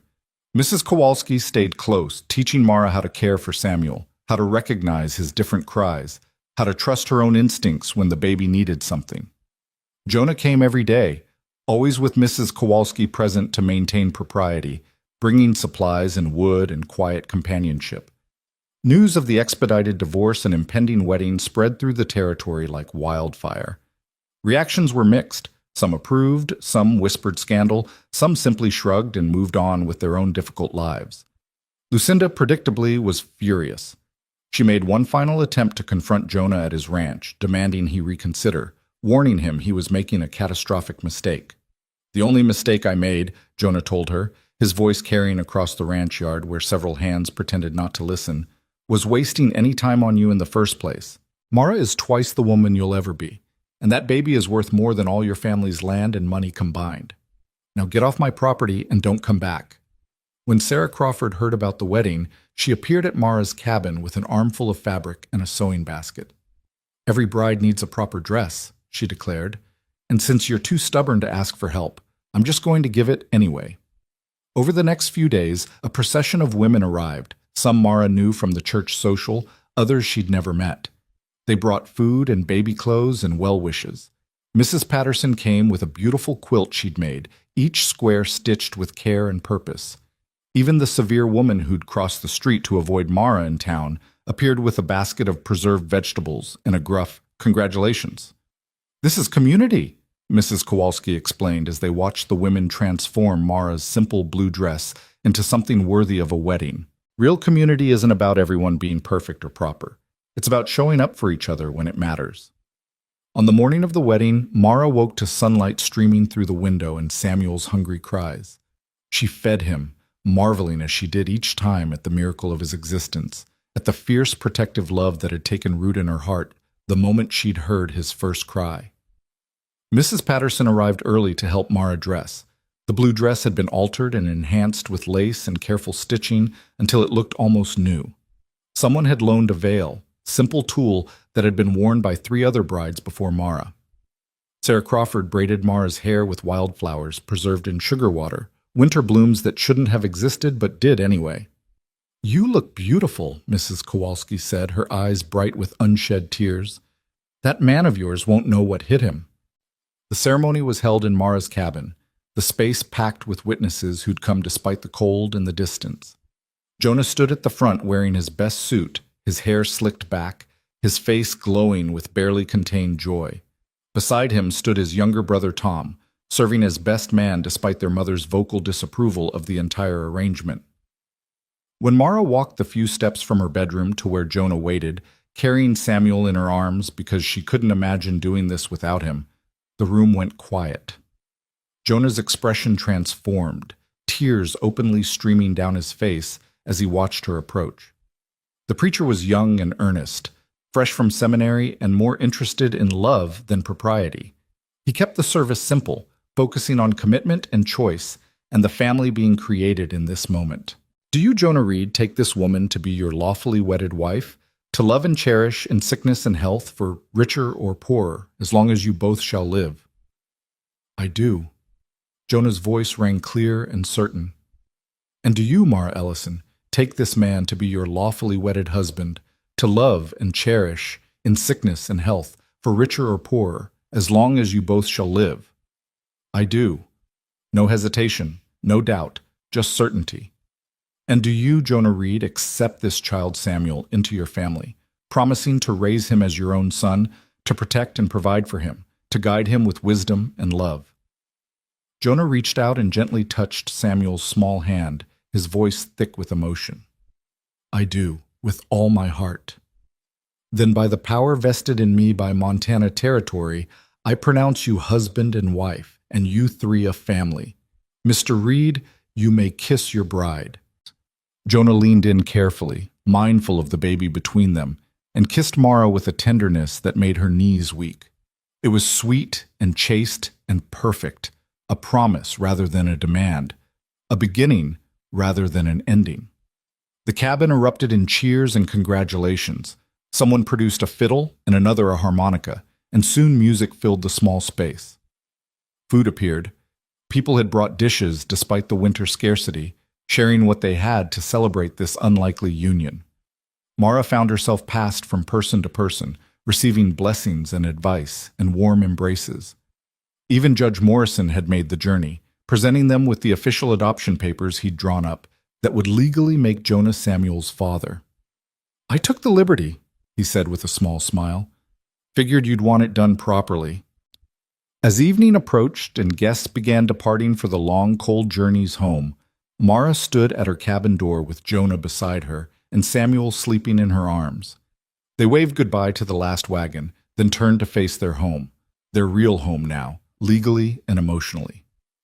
Well, Mrs. Reed, Jonah said, wrapping his arm around her waist, what do you think of your wedding day? I think it was perfect. Not what I imagined when I was young and naive and planning my first wedding, but perfect in all the ways that actually matter. No regrets? None. You? Not a single one. He kissed the top of her head. Though I do think we should probably expand this cabin before next winter. Going to be cramped with 3 of us.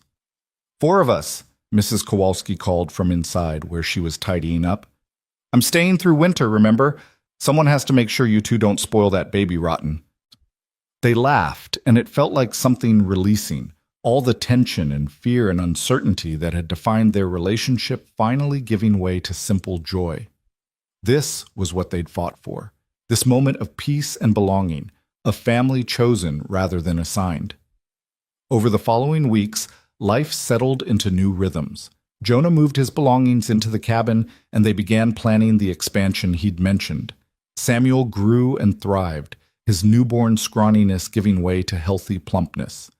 Letters arrived from Raymond Hughes confirming that Robert's appeals had been denied, that he'd finally given up his legal challenges. The detective left town, his job complete and his findings irrelevant now. Spring arrived gradually, the snow melting in patches, green beginning to show through frozen ground. On a warm April afternoon, Mara stood outside watching Jonah work on the cabin expansion while Samuel napped in his cradle on the porch. Mrs. Kowalski had finally returned to town, satisfied that her charges would survive without her constant supervision. Penny for your thoughts, Jonah called, noticing her standing still. I was thinking about the day I arrived here, Mara said.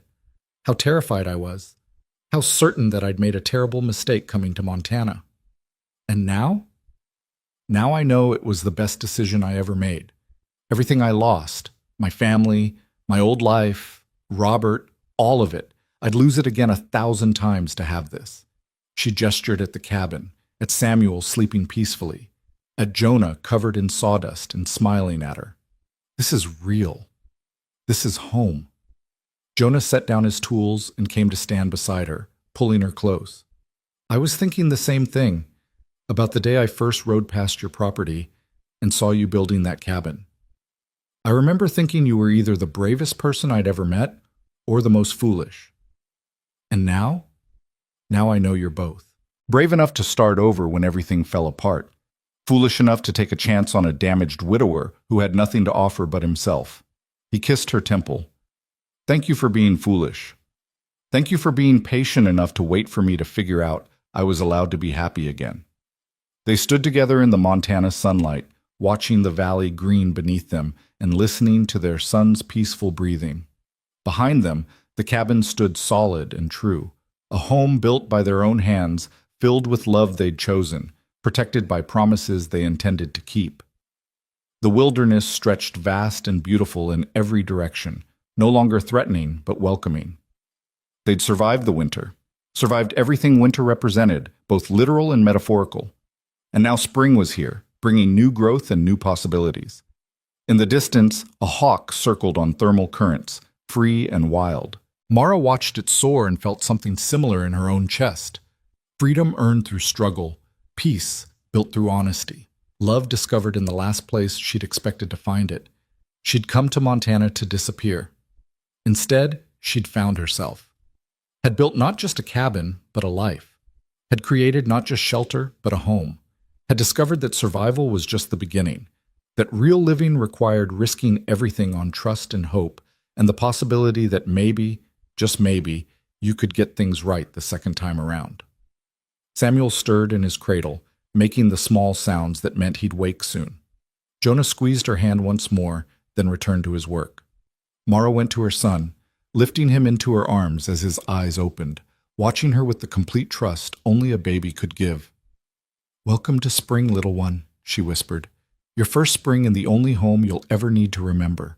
A home we built together, your father and I. A home where you'll always belong." Samuel's tiny hand closed around her finger, holding on tight, and Mara realized that this was what she'd been searching for all along. Not escape from her past, but arrival in her future. Not running away, but running toward. Not the end of something, but the beginning of everything that mattered. The woman who'd arrived in Montana territory alone and pregnant and desperate was gone. In her place stood Mara Reed, wife, mother, homesteader, survivor. Someone who'd learned that the strongest foundations were built on honesty, that the most lasting homes were constructed from choice rather than obligation, and that family was whatever you decided to create with the people brave enough to choose you back. Spring stretched ahead, full of promise and possibility. And for the first time in longer than she could remember, Mara looked toward the future with hope instead of fear, with excitement instead of dread. Whatever came next, they'd face it together. Her and Jonah and Samuel, a family forged in struggle and sealed with love. She'd come west to build a cabin. Instead, she'd built a life. And standing there in the doorway of her home with her son in her arms and her husband working nearby, she understood that this was what victory looked like. Not grand or dramatic, but quiet and real and earned through every difficult choice, every moment of courage, every decision to keep moving forward when everything screamed to give up. This was home. This was family.